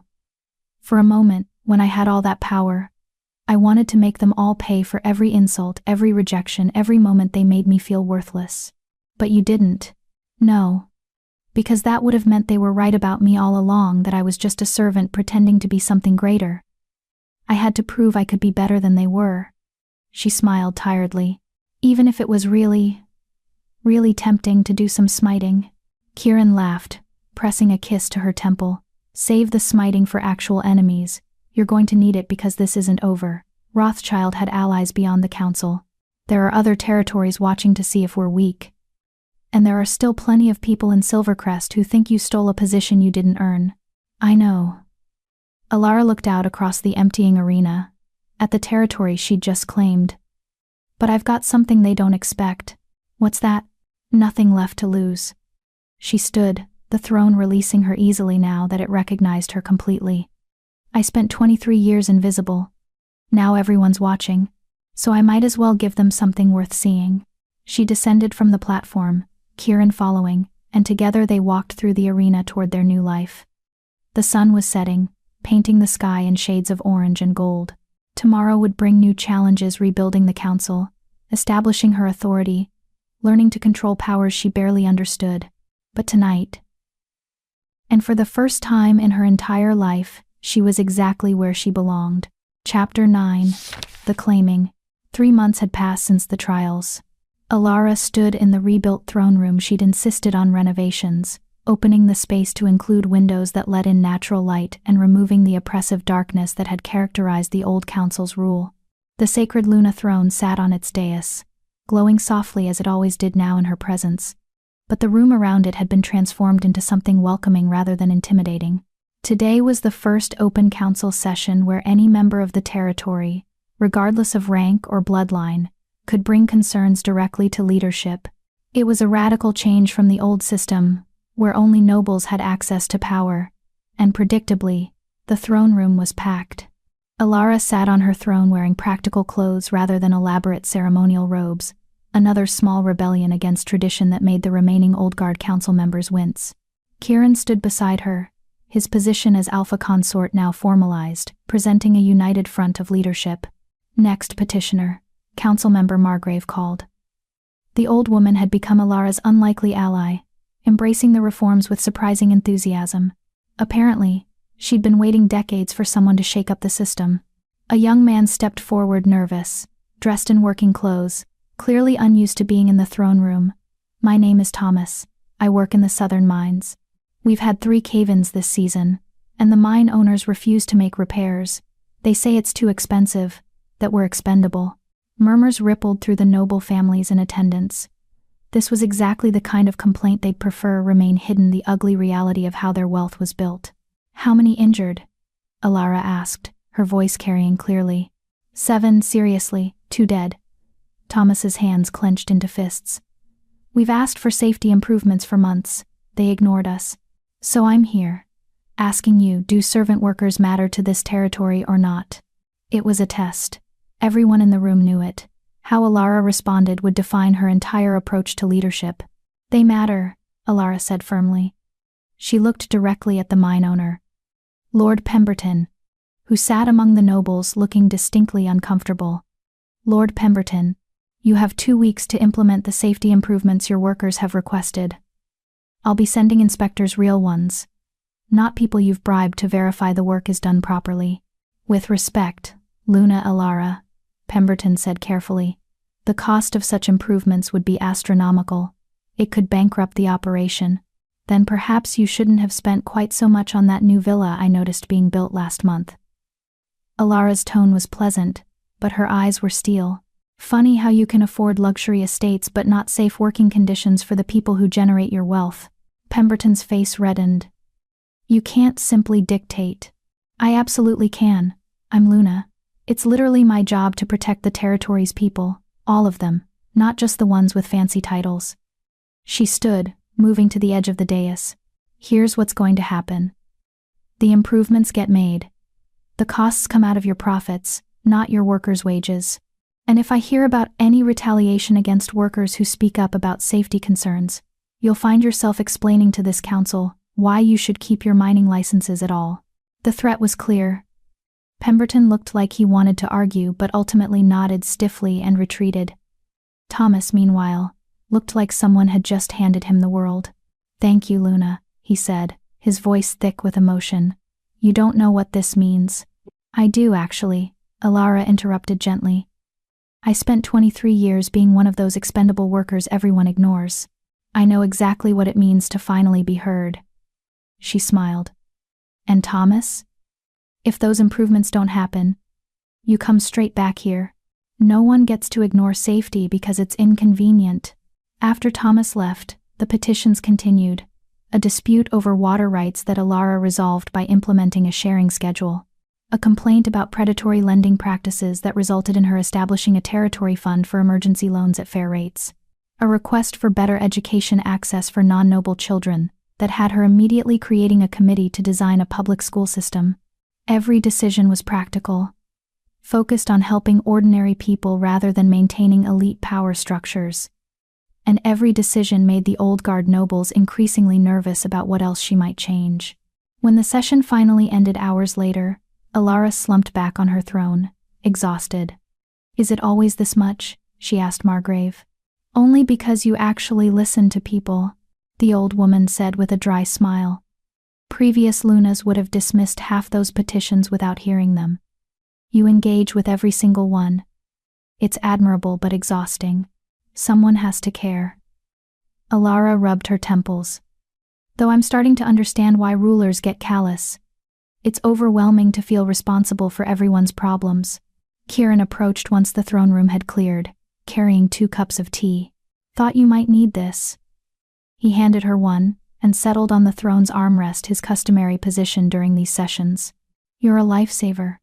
Alara sipped the tea gratefully. "How did the patrol reports look today?" "Eastern Territory is still testing our borders, but nothing serious. They're trying to gauge if the leadership change made us weak." His expression darkened slightly. "We did catch someone trying to cross into our territory illegally, though. Claims to be from the Northern Wildlands." Alara's head snapped up. "The Northern Wildlands? That's your mother's territory, I know." Kieran set his tea aside. "The person is being held in the guest quarters, not the cells. I thought you'd want to meet them yourself." Alara's heart raced. 3 months as Luna, and this was the first contact from her mother's homeland. The territory that had been destroyed during the Great Purge, scattered to the winds. Take me there. Now. The guest quarters were comfortable but guarded. Alara entered to find a woman perhaps in her 50s, with silver-streaked dark hair and eyes that held the weight of survival. She stood when Alara entered, and something in her expression shifted, shock giving way to tears. "By the goddess," the woman whispered. "You look just like her. Like Cassandra." Alara's throat tightened. "You knew my mother?" "Knew her? I served her. I was one of her personal guards before." The woman's voice broke. "Before Rothschild's assassins came. Most of us died that night. A few escaped. We've been scattered, hiding, waiting to see if any of Cassandra's bloodline survived." She dropped to one knee in a gesture of formal respect. "My name is Sienna. And I'm here to tell you that you're not alone, Luna Alara. There are others, 17 of us total survivors of the Northern Wildlands who've been searching for Cassandra's daughter for 23 years. The implications crashed over Alara. "You've been looking for me this whole time? Your mother made us swear an oath. If anything happened to her, we were to find you, protect you, ensure her sacrifice wasn't for nothing." Sienna rose, her expression fierce. "When word spread about a foundling Luna in Silvercrest who manifested ancient power, we knew it had to be you." Kieran moved closer to Alara, a steadying presence. "Why come forward now? Why not 3 months ago, when she first claimed the throne?" "Because we needed to be sure she'd survive," Sienna said bluntly. "Rothschild's network was extensive. We had to wait until his execution." "Exile," Alara corrected. "I exiled him. Not executed. Exiled. Exiled him. Not executed." Sienna's eyebrows rose. "Exile? That monster orchestrated the deaths of hundreds, and you showed him mercy?" "I showed him consequences," Alara said firmly. "But I won't start my rule with blood. That's not who I am." Something flickered across Sienna's face, approval mixed with concern. "You're more like your mother than you know. She was merciful too. It's what got her killed." The words hit harder than intended. Alara felt Kieran's hand on her back, grounding her. "Tell me about her. Please. I don't even know what she looked like. What she was like." Sienna's expression softened. "She was brilliant, powerful, kind in ways that made people want to follow her, not out of fear, but genuine loyalty." She pulled something from her pocket, a small locket on a silver chain. "She asked me to give you this if I ever found you. Said you'd need it when the time came." Alara took the locket with shaking hands. It was warm, almost alive, humming with faint magic. She opened it to find 2 things: a miniature portrait of a woman who did indeed look remarkably like Alara, and a lock of silver-white hair bound with thread. "That's moon-blessed hair," Sienna explained. "From the night your mother became Luna. It holds her essence, her power. She said it would help you complete your transformation when you were ready." "Complete my transformation?" Alara looked up sharply. "What does that mean?" "You've accessed your Luna powers, but they're still raw, unstable. You survived the awakening because you're strong, but you haven't fully integrated them yet." Sienna gestured to the locket. "Your mother's essence can guide you, help you understand what you're becoming. It's difficult to explain. You'll understand when you use it." Alara closed the locket carefully, feeling its weight settle against her palm. "You said there are 17 survivors. What do they want?" "To serve you, if you'll have us. To rebuild what was lost. To ensure the Northern Wildlands bloodline continues." Sienna hesitated. "And to help you prepare for what's coming." The air in the room suddenly felt colder. What's coming? Rothschild wasn't working alone. The Great Purge was orchestrated by a coalition of powerful people from multiple territories who feared what the ancient Lunas represented. They thought they'd eliminated the bloodline completely. But now you've emerged, proven your power publicly, and they're terrified. Sienna's expression was grim. "They'll come for you, Alara. Maybe not tomorrow or next month, but they will come. And when they do, you'll need more than just Silvercrest's forces to survive." Kieran's hand tightened on Alara's shoulder. "You're talking about war. I'm talking about survival. The same forces that destroyed the Northern Wildlands won't hesitate to try again with Silvercrest." Sienna looked between them. "But you have advantages your mother didn't. You have allies. You have the throne's full recognition. And you have 17 warriors who know how to fight the kind of shadow war that's coming." Alara looked at Kieran, seeing her own concerns reflected in his eyes. They'd known this peace was temporary, that consolidating power in Silvercrest was just the first step, but hearing it stated so plainly made it real. "I'll accept your service," Alara said finally. "But not as servants. As advisors, partners in rebuilding what was lost. If we're going to face what's coming, we do it together. As equals." Sienna smiled, the first genuine smile since entering the room. "Your mother would have said the same thing." "Yes, Luna Alara, we accept your terms." That evening, Alara stood in the private gardens behind the Luna chambers, holding her mother's locket. Kieran had wanted to stay with her, but she'd asked for solitude for this. Whatever using the locket entailed, she needed to face it alone. She opened it, looking at the portrait again. Her mother's face was serene, captured in a moment of peace that probably didn't reflect her actual life. And the lock of moon-blessed hair glowed softly in the twilight. "I wish I'd known you," Alara whispered. "I wish you'd survived long enough to tell me who I was, what I was meant to become." The hair began to glow brighter, responding to her voice. Alara carefully removed it from the locket, and the moment it touched her palm, the world shifted. She found herself standing in that silver space again, the place between worlds where the moon goddess had spoken to her during the trials. But this time, she wasn't alone. Her mother stood before her. Not the portrait version, the real woman, looking tired and desperate and achingly young. She wore traveling clothes, and in her arms was a bundle Alara recognized with a jolt. Herself, as an infant. "This is a memory," Alara realized. "The night you left me. The worst night of my life," her mother Cassandra said, her voice breaking. "I've replayed it thousands of times, wondering if there was another way. But there wasn't. They were coming. I could feel them closing in. And I had to choose between keeping you with me and watching you die, or giving you away and hoping you'd survive."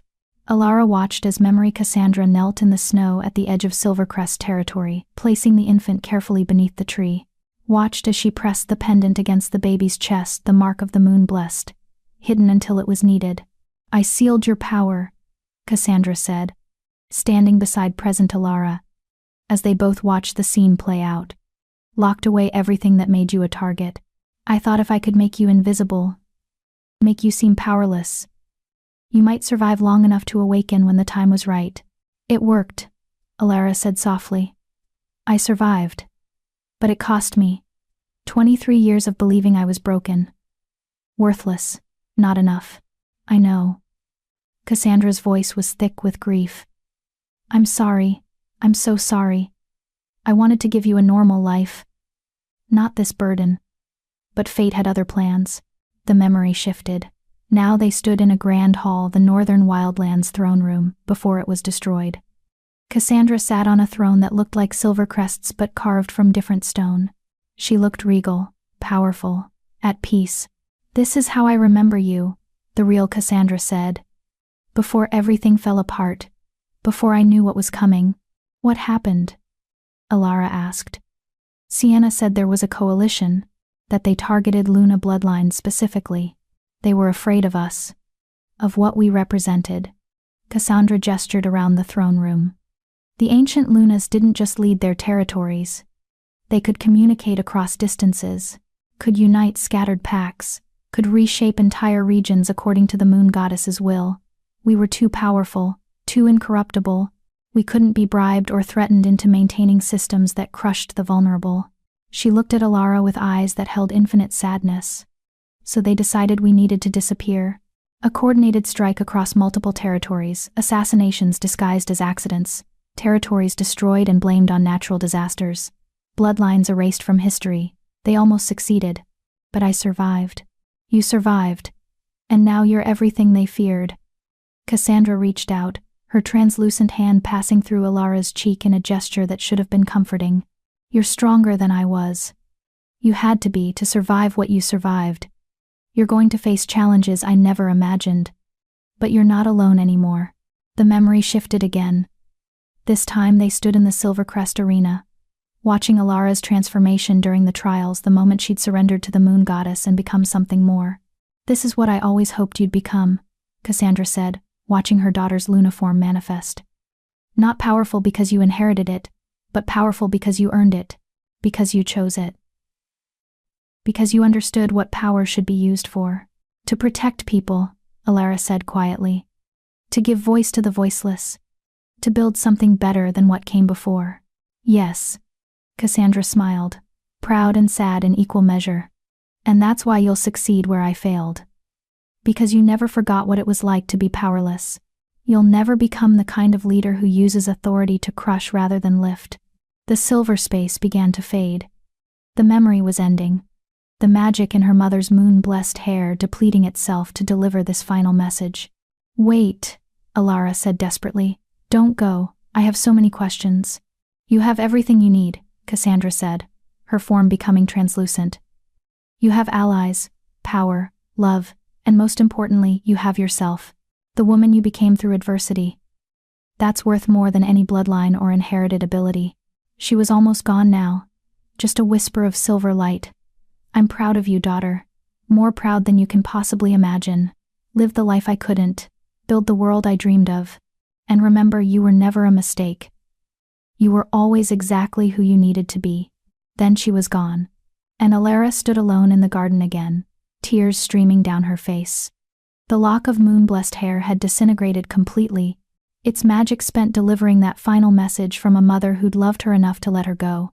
Alara clutched the locket to her chest and let herself cry for the mother she'd never known, for the childhood stolen by necessity, for the woman she might have been in a different world, but also for the woman she'd become, the Luna who'd survived impossible odds and emerged stronger.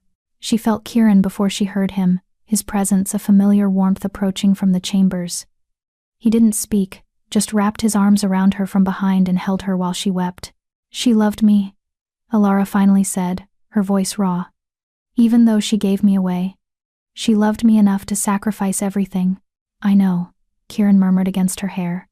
"That kind of love leaves marks. You carried it with you even when you didn't know where it came from."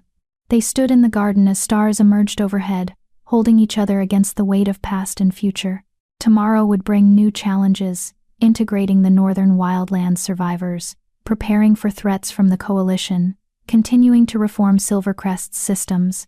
But tonight, Alara allowed herself to simply be held, to be seen, to be loved by someone who chose her, not because prophecy demanded it, but because he genuinely wanted to. "Thank you," she whispered, "for standing beside me, for not running when you realized how complicated this would get." Kieran turned her to face him, his hands gentle on her shoulders. "You think I'd run? After watching you survive trials designed to kill you, manifest impossible power, and choose mercy over vengeance.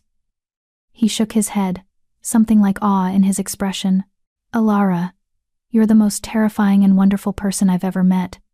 There's nowhere else I'd rather be than right here, watching you reshape the world, even though I have no idea what I'm doing. Especially because of that, you're not constrained by tradition or precedent. You're building something new, and it's beautiful even when it's messy.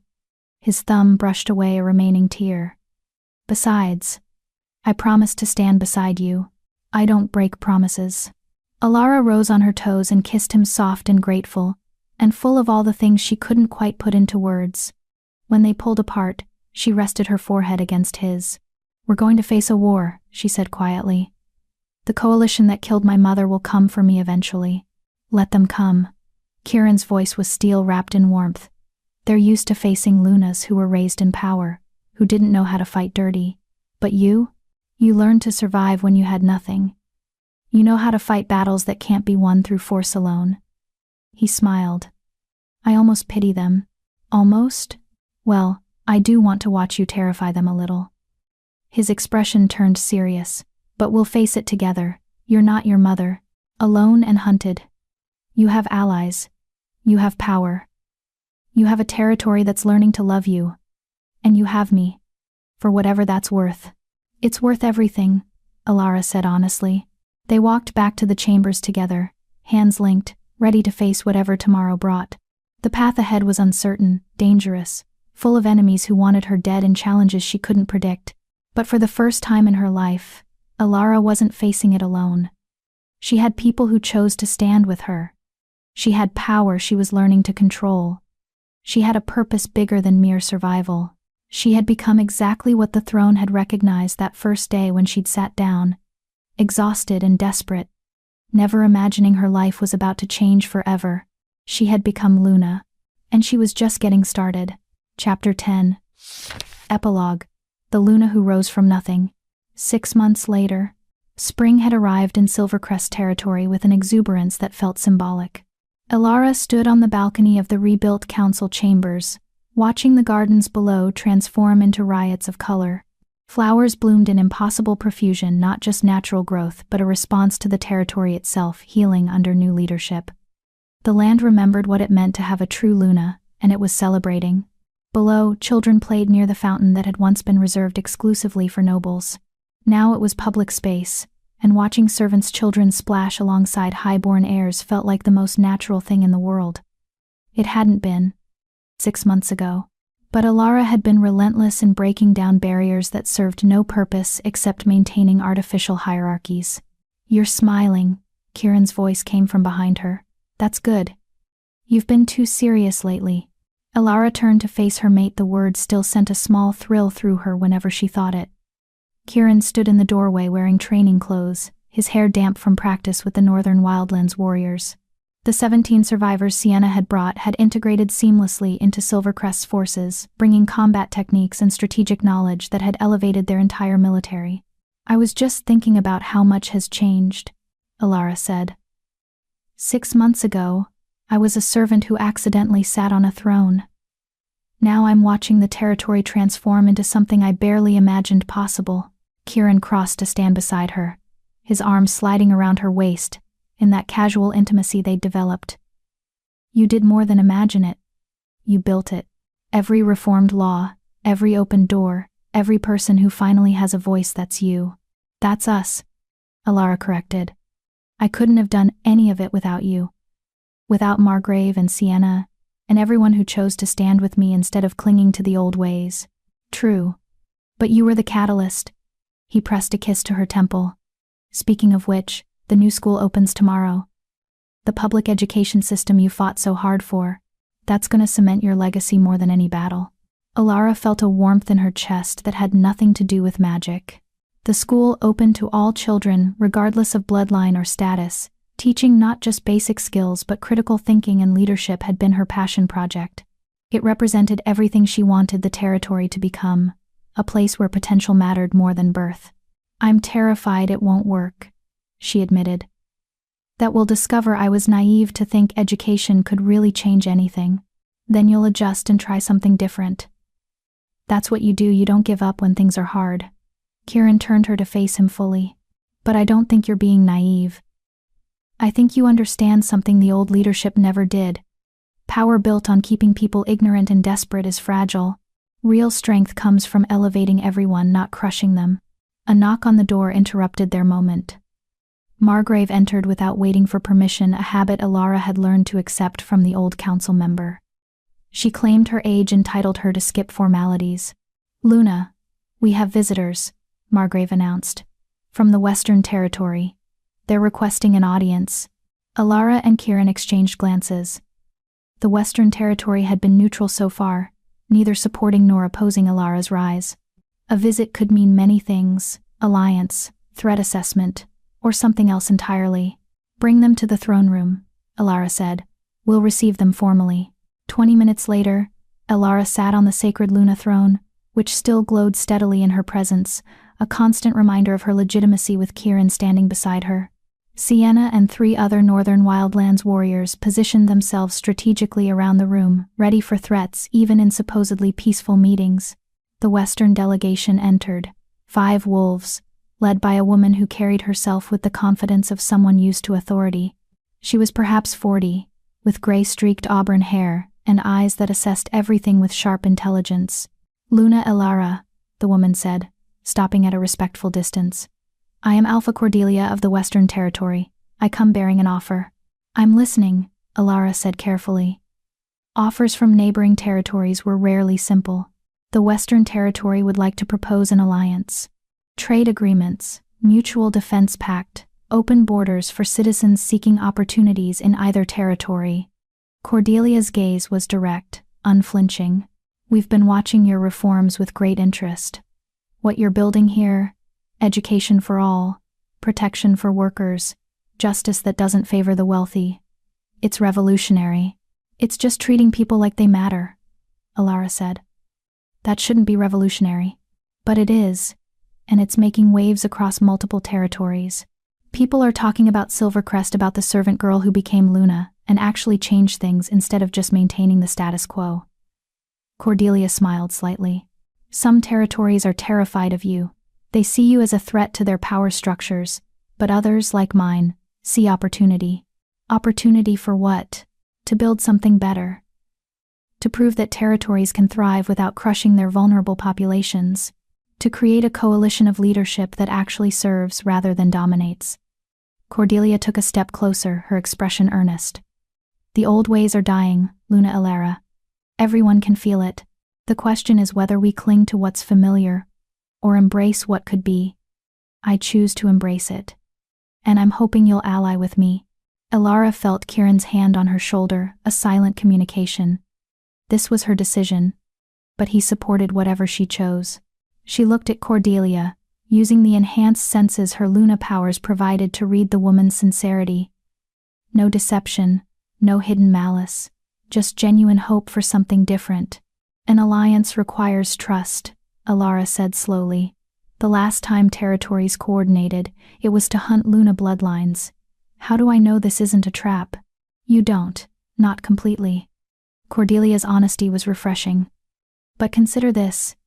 If I wanted to harm you, I could have joined the coalition that's still plotting against you. Instead, I'm here, publicly declaring my intention to stand with you. That makes me a target too. Anyone who allies with you becomes an enemy of those who fear what you represent. The coalition Sienna warned me about, Alara said. You know about them? Everyone knows about them, even if they don't speak the name openly. The Preservation Council, they call themselves territory leaders who believe the old ways must be maintained at any cost. They see you as an existential threat. Cordelia's expression turned grim. And they're not wrong. If you succeed, if you prove that territories can prosper without the old hierarchies, their power base crumbles. They'll come for you eventually. When they do, you'll need allies. Kieran spoke up. What do you gain from this alliance, besides putting a target on your back? Hope, Cordelia said simply. I have a daughter, Luna Elara. She's 12 years old, and she can't shift properly. Under the old systems, that would make her worthless, a failure, an embarrassment. But watching you rise despite the same flaw, has given her hope that maybe she can still matter, that maybe being different isn't the same as being broken. Her voice cracked slightly. You've given my daughter something I couldn't. The belief that she has a future. For that alone I'd stand with you. The political benefits are just bonuses. Alara felt something shift in her chest. She'd known abstractly that her story was spreading, that people beyond Silvercrest were watching. But hearing how it had affected one specific child made it real in a way statistics never could. Bring your daughter here, Alara said suddenly. Let her attend our new school when it opens. Let her see firsthand that being different is exactly what can make someone extraordinary. Cordelia's eyes widened. You'd do that? Of course. That's what this is all about, creating space for people who don't fit the mold. Alara stood from her throne, descending the dais to stand eye level with Cordelia. And yes, I'll accept your alliance. Not just for strategic reasons, but because I believe what you said. The old ways are dying. We can either cling to them and die with them, or build something new. I choose building. She extended her hand. Cordelia grasped it firmly, and the moment their hands touched, both women's Luna marks flared with light. Alara's silver, Cordelia's a deep amber. The marks recognized each other, acknowledged the alliance between bloodlines, sealed the pact in a way that was binding on a magical level. The Western Territory stands with Silvercrest, Cordelia said formally. Your enemies are mine. Your cause is mine. Together, we build something worth defending. Together, Alara agreed. That evening, Alara walked through the territory alone, something she did periodically despite Kieran's concerns about security. She needed to see her people without the formal barriers of throne rooms and official visits. Needed to understand how the changes were really affecting everyday lives. She wore simple clothes and kept her Luna aura muted, appearing as just another citizen walking through the market district. Vendors called out their wares. Children ran past, laughing. A group of young adults debated politics outside a tavern, their conversation passionate but not fearful. This was what she'd wanted, a territory where people felt free to live, to speak, to simply be without constant fear of authority. Alara stopped outside the building that would become the school, running her hand along the newly repaired walls. Tomorrow, children from every background would enter these doors as equals. Some would struggle with reading, others with numbers, but all would be taught that their potential mattered more than their parentage. Nervous about tomorrow, Alara turned to find Priestess Mara emerging from the shadows. The ancient woman had become a semi-regular presence in Silvercrest, offering guidance when Alara struggled with particularly difficult Luna magic. She appeared and disappeared at will, which was disconcerting but also strangely comforting. Terrified, Alara admitted.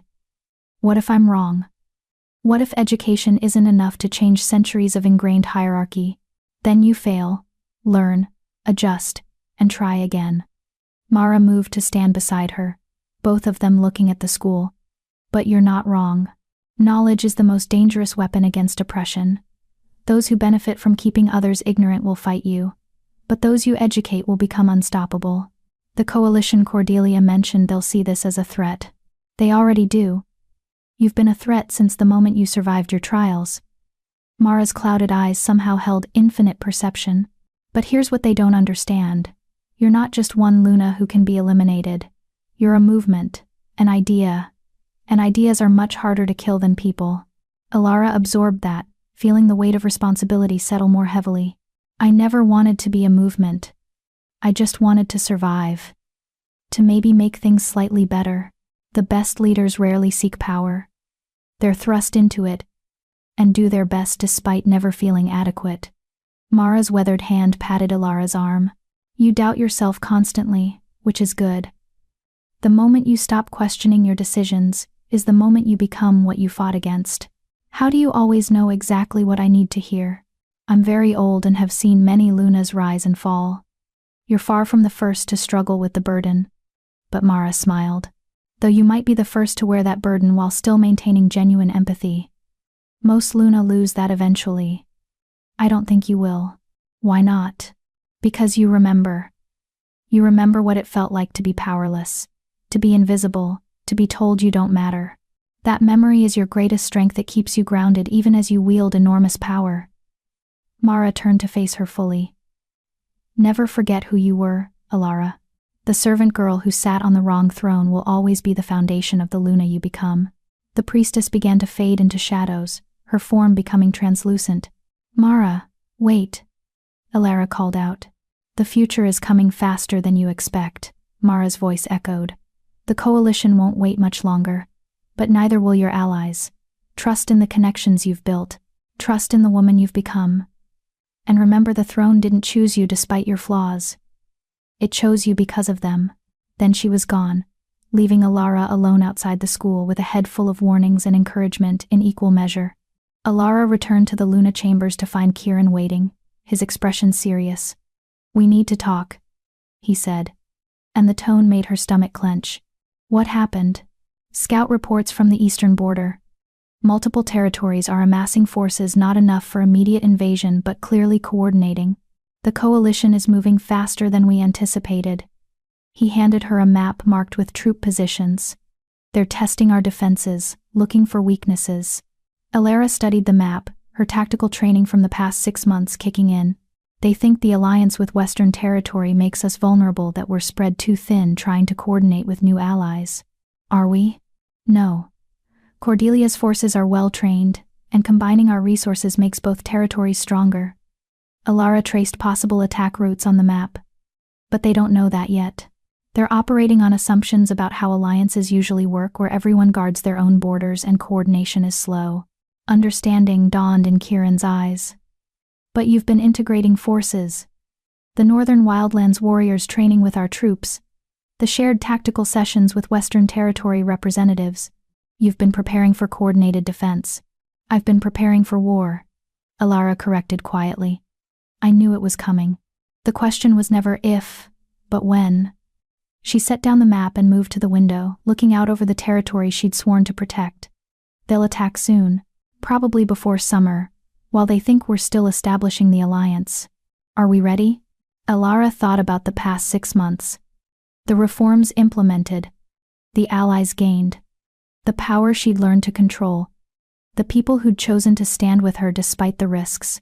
She thought about her mother's sacrifice, about the prophecy written on ancient walls, about the servant girl who'd stumbled into destiny and somehow survived. "No," she said honestly. "We're not ready. We're outnumbered, facing enemies with more resources and experience. We should fail. But..." She turned to face Kieran, and something in her expression made him straighten. "But they're making the same mistake everyone's made about me from the beginning. They see what I lack: formal training, noble bloodline, traditional authority, and assume that makes me weak. They don't see what I have, which is people who fight because they believe in something, not because they're ordered to. A territory that's tasted equality and won't go back to oppression. Allies who chose this alliance out of genuine hope rather than political calculation." She moved closer to him, her hands finding his. "And most importantly, I know how to survive impossible odds. I've been doing it my entire life." Kieran pulled her into his arms, holding her against his chest. "Promise me you'll be careful when this war comes. Promise you won't sacrifice yourself trying to save everyone." "I can't promise that." Alara's voice was muffled against his shirt. "I'm Luna. Protecting the territory means sometimes putting myself at risk. Then promise me you'll come back, that when the fighting ends, you'll still be here, because I can't." His voice cracked. "I can't do this without you." Alara pulled back enough to look up at him. "You could. You're stronger than you think. But you won't have to. Because I'm not done yet." She rose on her toes to kiss him softly. "The prophecy said I'd restore what was lost or watch everything fall to shadow. I choose restoration, which means surviving long enough to build what comes next." "What does come next? After we survive the war?" Alara thought about it, about the school opening tomorrow, about Cordelia's daughter finding hope in her story, about children playing in gardens that used to be restricted, about the world she was building one stubborn reform at a time. "Everything," she said simply. "We rebuild the Northern Wildlands. We expand the alliance to other territories. We create a coalition based on mutual support rather than mutual fear. We prove that power doesn't have to corrupt, that leadership can serve rather than dominate, that being different is strength rather than weakness." She smiled. We change everything about how territories function. No big deal. Kieran laughed, genuine, surprised, full of the love he'd never quite learned to hide. No big deal. Just completely revolutionizing pack society while fighting a war against people who want us dead. Well, when you put it that way, it sounds dramatic. It is dramatic. You're dramatic. This whole situation is absurdly dramatic. But he was still smiling, still holding her like she was the most precious thing in his world. And somehow I believe you'll actually do it. Survive the war, change everything, build something worth the fight. We'll do it, Alara corrected. Together, he agreed. The next morning dawned clear and bright, perfect weather for the school's opening ceremony. Alara stood on the platform erected for the occasion, looking out at hundreds of faces, parents with their children, skeptical nobles who'd attended out of obligation, and genuinely hopeful people who saw this as the beginning of something transformative. 6 months ago, Alara began, her voice magically amplified to reach everyone. I was a servant.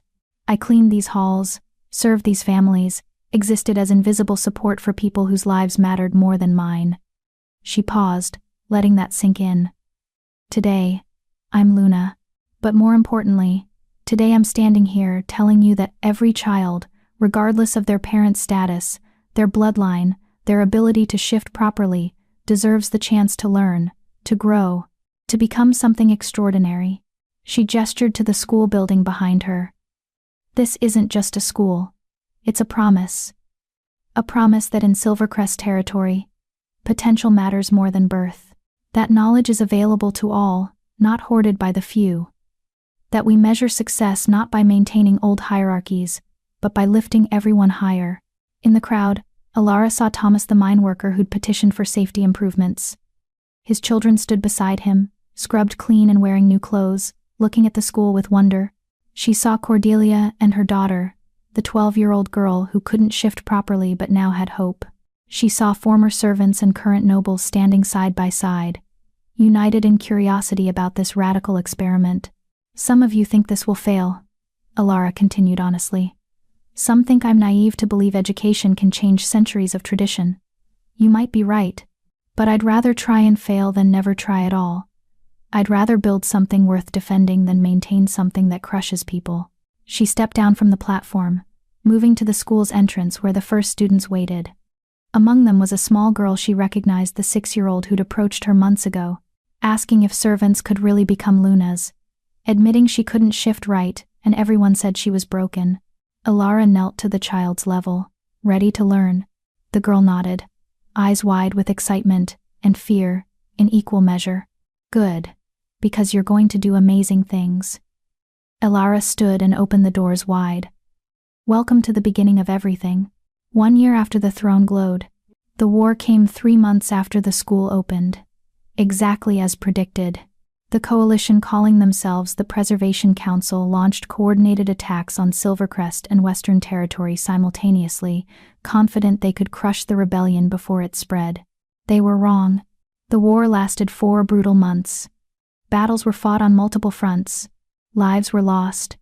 Territory was gained and lost and gained again. There were moments when failure seemed inevitable, when the coalition's superior numbers threatened to overwhelm them completely. But Alara's alliance held. The Northern Wildlands warriors' unconventional tactics confused enemies used to traditional warfare. Silvercrest's newly empowered citizens fought with the desperation of people defending something they'd never had before: genuine hope. Western Territory's forces coordinated seamlessly, proving that alliances based on shared values were stronger than those built on political expediency. And Alara herself became something the coalition hadn't anticipated, a symbol worth dying for. Soldiers who'd never met her fought harder knowing she existed. Citizens who'd been taught they didn't matter suddenly discovered they did. The servant girl who'd become Luna represented the possibility that anyone could rise, that systems could change, that the future didn't have to mirror the past. The turning point came at the Battle of Silver Ridge, where Alara manifested her full Luna form in front of both armies. The sight of her 8 feet of celestial power, wrapped in moonlight, commanding not through fear but through undeniable authority, shattered the coalition's morale. Several of their member territories defected immediately, unwilling to fight against something that felt divinely ordained. The war ended not with a grand final battle, but with negotiations. The coalition splintered as member territories recognized they couldn't win against an idea whose time had come.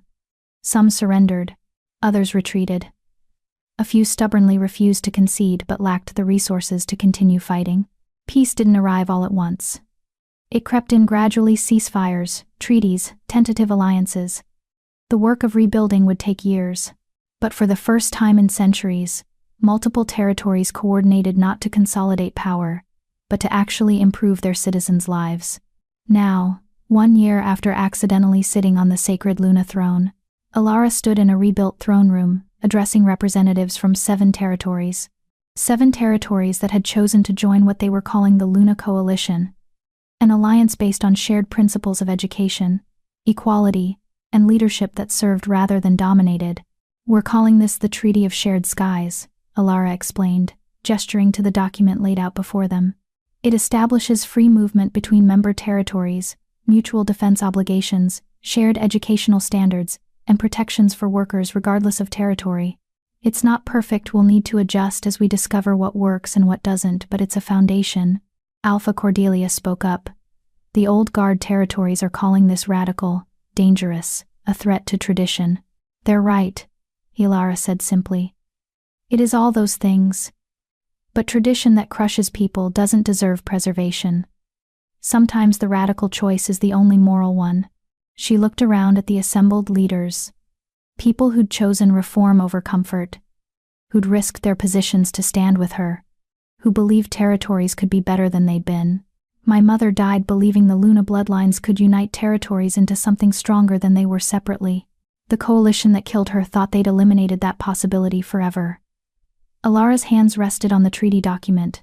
"But here we are, 7 territories, multiple Luna bloodlines that survived, building exactly what they feared most: cooperation based on genuine shared values."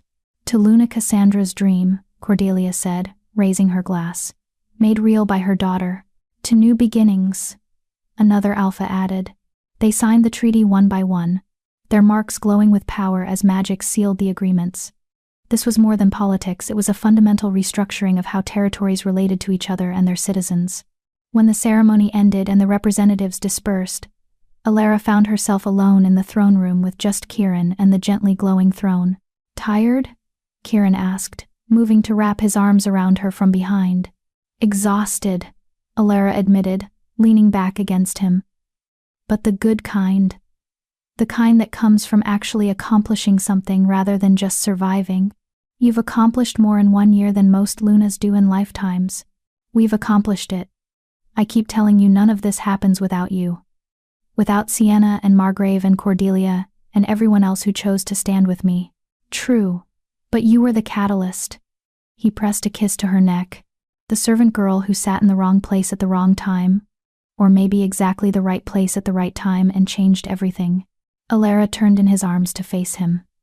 "Do you ever wonder what would have happened if I hadn't sat down that day? If my feet hadn't hurt, or if I'd chosen a different place to rest?" "Every day," Kieran admitted. "And every day, I'm grateful you did. Because meeting you, standing beside you, watching you become this incredible force for change, it's been the greatest privilege of my life. Even with the war, the assassination attempts, the constant political battles, especially with all that, because it means what we're building matters enough to fight for." His hand came up to cup her cheek. "You asked me once if I was ready to stand beside someone the entire council wanted dead. Remember?" "I remember. I'm more ready now than I was then. Because I've seen what standing beside you creates. I've seen territories transform. I've seen people discover they matter. I've seen the impossible become inevitable because you refuse to accept, that's how it's always been, as a valid reason for injustice." Alara felt tears prick her eyes, the good kind, born of being truly seen and valued. "I love you," she said simply. "For choosing me, for staying, for believing I could be more than what everyone else said I was. I love you for surviving," Kieran said, "for maintaining kindness when the world showed you none, for becoming powerful without becoming cruel, for being exactly who you are, flaws and doubts and stubborn determination and all." They stood together in the throne room as evening light painted everything gold, holding each other like anchors in a still turbulent world. The war was over, but the work of building what came next had only begun. There would be setbacks, failures, opponents who never stopped fighting against change, but for this moment, they had peace. They had each other. They had a treaty that represented hope, made tangible, and they had a future worth building. 3 years after the throne glowed, the Luna Coalition had expanded to 12 territories. The school system Alara pioneered had been adopted across all member territories, with standardized education available to every child regardless of background. Worker protections were now enshrined in treaty law. Leadership positions were increasingly earned through merit rather than bloodline alone. It wasn't perfect. There were still territories that refused to join, still people who longed for the old hierarchies, still battles to fight and reforms to implement. But the change was undeniable and, more importantly, sustainable. Alara stood in what had once been the ruins of the Northern Wildlands throne room. It had taken 3 years, but they'd finally rebuilt her mother's territory from the ashes of the Great Purge. The throne room looked different than it had in her mother's memories, more open, more welcoming, with windows that let in natural light and spaces designed for community rather than display of power. "Your mother would be proud," Sienna said, standing beside her. The Northern Wildlands warrior had become Ilara's closest advisor, a bridge to her mother's legacy. This is everything she wanted to build but never had the chance. "I wish she could see it," Ilara said softly. "Wish she could know her sacrifice wasn't for nothing." "She knows." Sienna's voice was certain. "The moon goddess carries our stories forward. Cassandra sees what you've built, and she's proud." They walked through the rebuilt territory together, observing people starting new lives in the place that had been destroyed a generation earlier. Some were survivors of the original purge, finally returning home. Others were newcomers drawn by opportunity, seeking fresh starts in a territory with no entrenched hierarchies. "We're holding the first Northern Wildlands Council election next month," Alara mentioned. "Positions open to anyone who meets basic qualifications. No bloodline requirements. No wealth minimums. Just competence and genuine desire to serve." "That's going to be chaotic," Sienna observed. "Fascinating but chaotic. Probably. But also better than the old system where power was inherited rather than earned." Alara smiled. "Besides, I like chaos. It's where the best changes happen." They reached what would become the new Luna throne, not a replacement for Silvercrest's throne but a sister to it. This one had been carved from the heart of an ancient tree that had survived the territory's destruction, its wood infused with moon magic by Priestess Mara. It represented rebirth rather than unbroken tradition. "Will you sit?" Sienna asked. "See if it recognizes you?" Ilara approached the throne cautiously. It was different from Silvercrest's organic where that one was stone, warm where that one was cool. She lowered herself onto the seat, half expecting nothing to happen. The throne blazed with silver-gold light.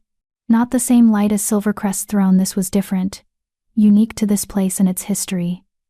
But it was undeniably recognition, undeniably acceptance. The throne acknowledged Ilara as Luna not just of Silvercrest, but of the Northern Wildlands. 2 territories, 2 thrones, 1 leader bridging them. "Well," Sienna said, awe clear in her voice. "That's never happened before. Multiple territory recognition by different thrones. You're making history, Luna." "I'm really tired of making history," Ilara admitted, though she was smiling. "Can I just govern peacefully for a while?" "Not likely. You're too interesting for peaceful governing." They were interrupted by one of Kieran's messengers, a young woman who approached with the kind of urgency that suggested important news. "Luna Ilara." Alpha Kieran sent word. "Ambassador from the Far Eastern Territories has arrived. They're interested in discussing coalition membership." Ilara and Sienna exchanged glances. The Far Eastern Territories were distant, traditionally isolationist, and enormously influential. Their joining the coalition would legitimize it in ways nothing else could. "I'll return immediately," Ilara said, standing from the Northern Wildlands throne. Its light faded but didn't die completely, a gentle reminder of connection. "Sienna, continue overseeing reconstruction here. I trust your judgment completely." "As you command, my Luna." But Sienna smiled. "Though you hate when I call you that." "I hate the formality of it." Alara corrected. The title itself I'm still getting used to. 3 years. And it still feels strange. Good. The day it stops feeling strange is the day you've forgotten who you were. Never forget, Alara. The servant girl who sat on the wrong throne is what makes you the right Luna. The meeting with the Far Eastern ambassador was held in Silvercrest's throne room, neutral ground, familiar territory. Alara sat on her throne with Kieran beside her, the picture of unified leadership. The sacred Luna throne glowed steadily, its light a constant testament to her legitimacy. The ambassador was an older man named Hiroshi, with the kind of presence that suggested he'd seen empires rise and fall. He studied Alara with unreadable eyes before speaking. "We've been watching your coalition with interest," he said formally. "The Far Eastern territories don't join alliances lightly. We value our independence highly." "As you should," Alara replied. "The coalition doesn't demand surrender of autonomy. It's about cooperation on shared goals while maintaining individual territory sovereignty. And what are those shared goals? Education for all. Protection of vulnerable populations. Leadership that serves rather than dominates. Defense against threats too large for individual territories to face alone." Alara leaned forward slightly.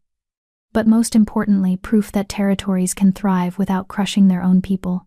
That power doesn't have to corrupt. That different systems can work together without destroying what makes each unique." Hiroshi was quiet for a long moment. "You're very young to be reshaping how territories function." "I'm exactly old enough," Alara countered. "Because I remember what it's like to be powerless in a system that doesn't care. That memory keeps me honest in ways years of experience might not. And if you're wrong, if this grand experiment fails, then we learn from the failure and try something different. But doing nothing while people suffer isn't an option I can accept." Hiroshi studied her with new intensity. "The rumors are true. You really were a servant before becoming Luna. For 23 years.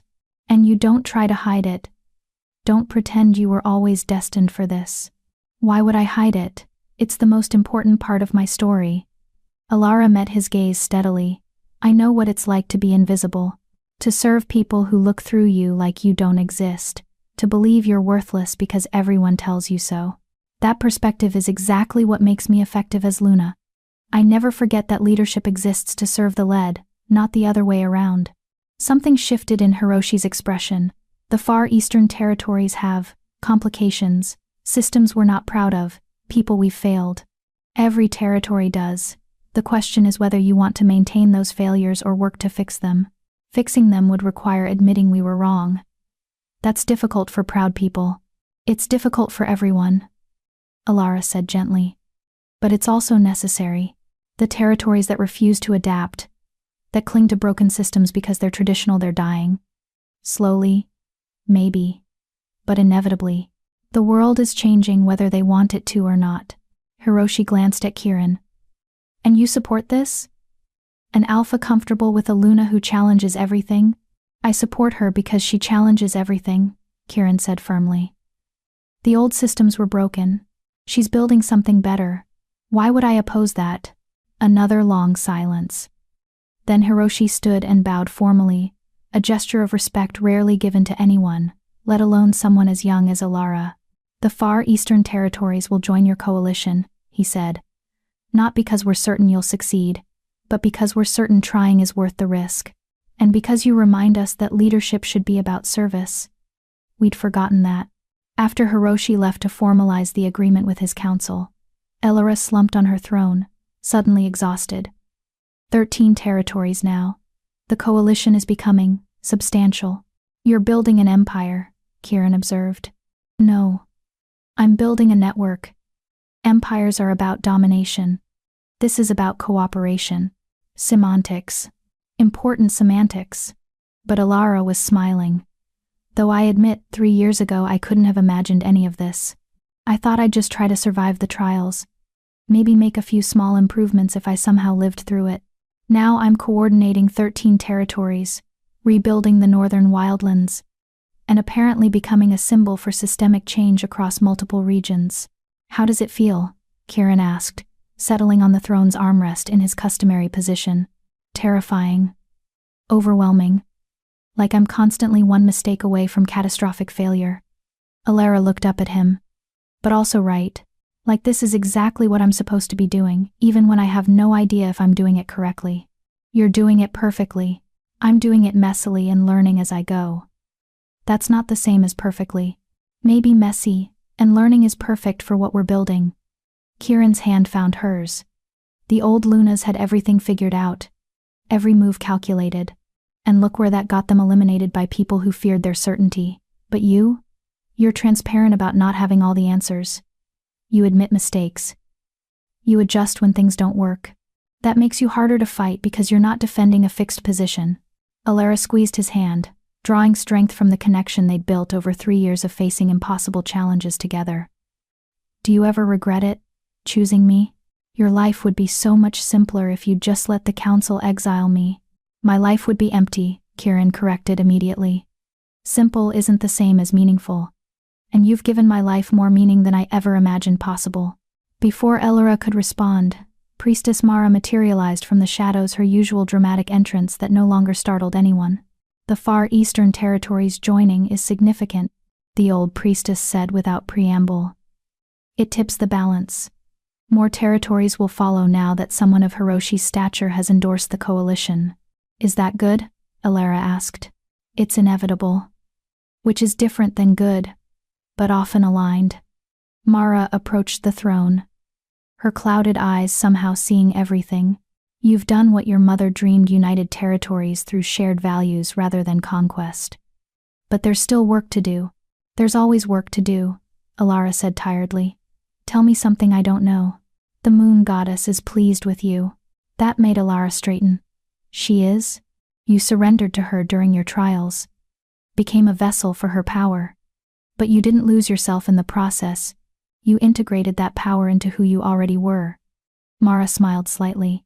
That's rare. Most who channel divine power either burn out or become so consumed by it they forget their humanity. You've maintained balance. I don't feel balanced. I feel like I'm constantly scrambling to keep everything from falling apart. That's what balance looks like when you're building something new.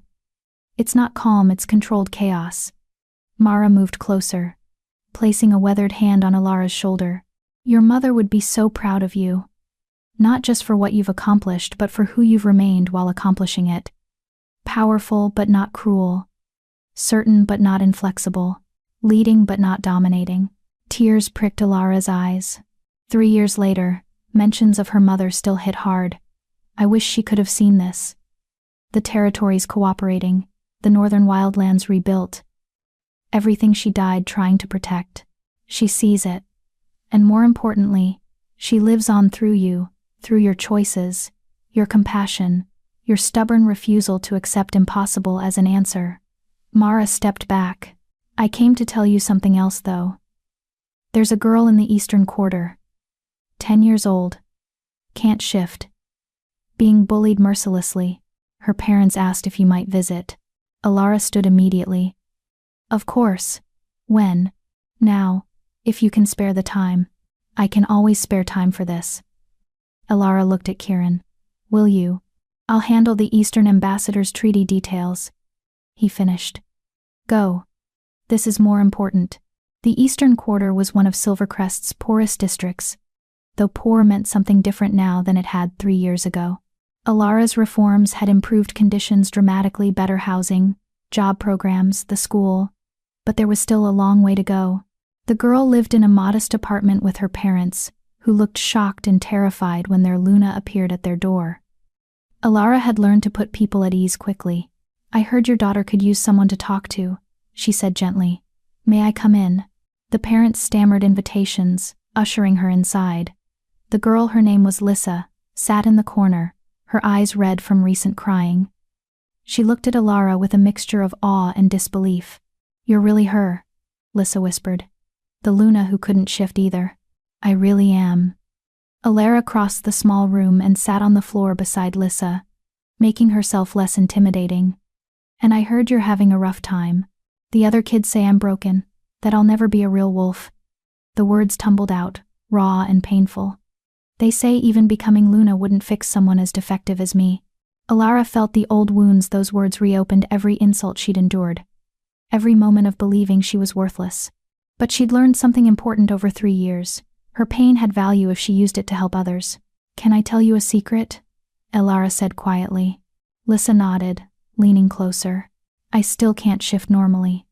Even now, as Luna, my transformation doesn't work the way everyone else's does. I can manifest my Luna form, that celestial warrior thing you've probably heard about, but regular shifting." Lissa's eyes widened. "Really? Really? And you know what I've learned? Being different isn't the same as being broken. You and we're not failing at being normal wolves. We're succeeding at being something else entirely. Something the world hasn't seen enough of to have a name for yet. But everyone said I was worthless too. That I'd never amount to anything. That a servant could never become Luna." Alara smiled. "Everyone was wrong. And everyone saying you're broken is wrong too. You're just becoming something they don't understand yet. What if I never figure out what that something is? Then you figure it out together with other people like us. You're not alone, Lissa. There are dozens of young wolves in this territory who can't shift normally. I'm creating a program specifically for you, training that focuses on your strengths, instead of trying to force you into a mold that doesn't fit." Hope flickered across Lissa's face. "Really? You'd do that?" "Of course. Because I remember what it felt like to think I was alone, to believe something was fundamentally wrong with me, and I promised myself that if I ever had power, I'd use it to make sure no one else had to feel that way." Lissa threw her arms around Alara, sobbing. Alara held her, letting the girl cry out years of accumulated pain and fear. The parents watched with tears in their own eyes, silently grateful that their daughter had someone who understood. When Lissa finally pulled back, her face was blotchy but lighter. "Thank you," she whispered. "Thank you for letting me help." "And Lissa?" Alara waited until the girl met her eyes. "The next time someone says you're broken, I want you to remember something. The sacred Luna throne, the most powerful magical artifact in our territory, looked at me, a servant girl who couldn't shift, and said, 'This one. Not the noble daughters with perfect bloodlines. Not the trained warriors. Me. Because being different made me exactly right for what was needed. You think I'm right for something too? I know you are. We just have to figure out what. And we will, together." Walking back to the palace, Alara felt Mara's presence beside her, though the priestess remained invisible to passers-by. "That's why you'll succeed where others failed," Mara's voice whispered. "You never forget the small moments. The individual people. The child who needs to hear she matters." "It's not strategic," Alara admitted. "Visiting one girl doesn't change systemic problems. It changes everything for that one girl. And she'll remember. When she's older, when she has power of her own, she'll remember the Luna who saw her pain and cared. That's how movements build, not through grand gestures, but through small moments of genuine connection multiplied across thousands of people." Alara thought about that as she returned to the throne room. Thought about Thomas and his children now attending school. About Cordelia's daughter finding hope in Alara's story. About every person who'd been told they didn't matter discovering they did. Maybe Mara was right. Maybe the revolution wasn't in the treaties and reforms, though those mattered. Maybe it was in the quiet moments where someone invisible was finally seen. Where someone broken discovered they were actually becoming something extraordinary. 5 years after the throne glowed, the Luna Coalition encompassed 19 territories now. The school system had educated thousands of children who would have been denied access under the old systems. Worker protections had dramatically reduced injuries and fatalities. 3 new Luna bloodlines had emerged, women who'd been told they couldn't lead, discovering the throne recognized them anyway. Alara stood in a grand hall constructed specifically for coalition gatherings, addressing representatives from all member territories. She was 31 now, no longer the frightened servant girl who'd stumbled onto a throne. But she'd kept that girl alive inside her, refusing to forget where she'd come from. 5 years ago, she began, her voice carrying across the vast space. I sat on a throne by accident. I was exhausted, my feet hurt, and I made a choice that changed everything.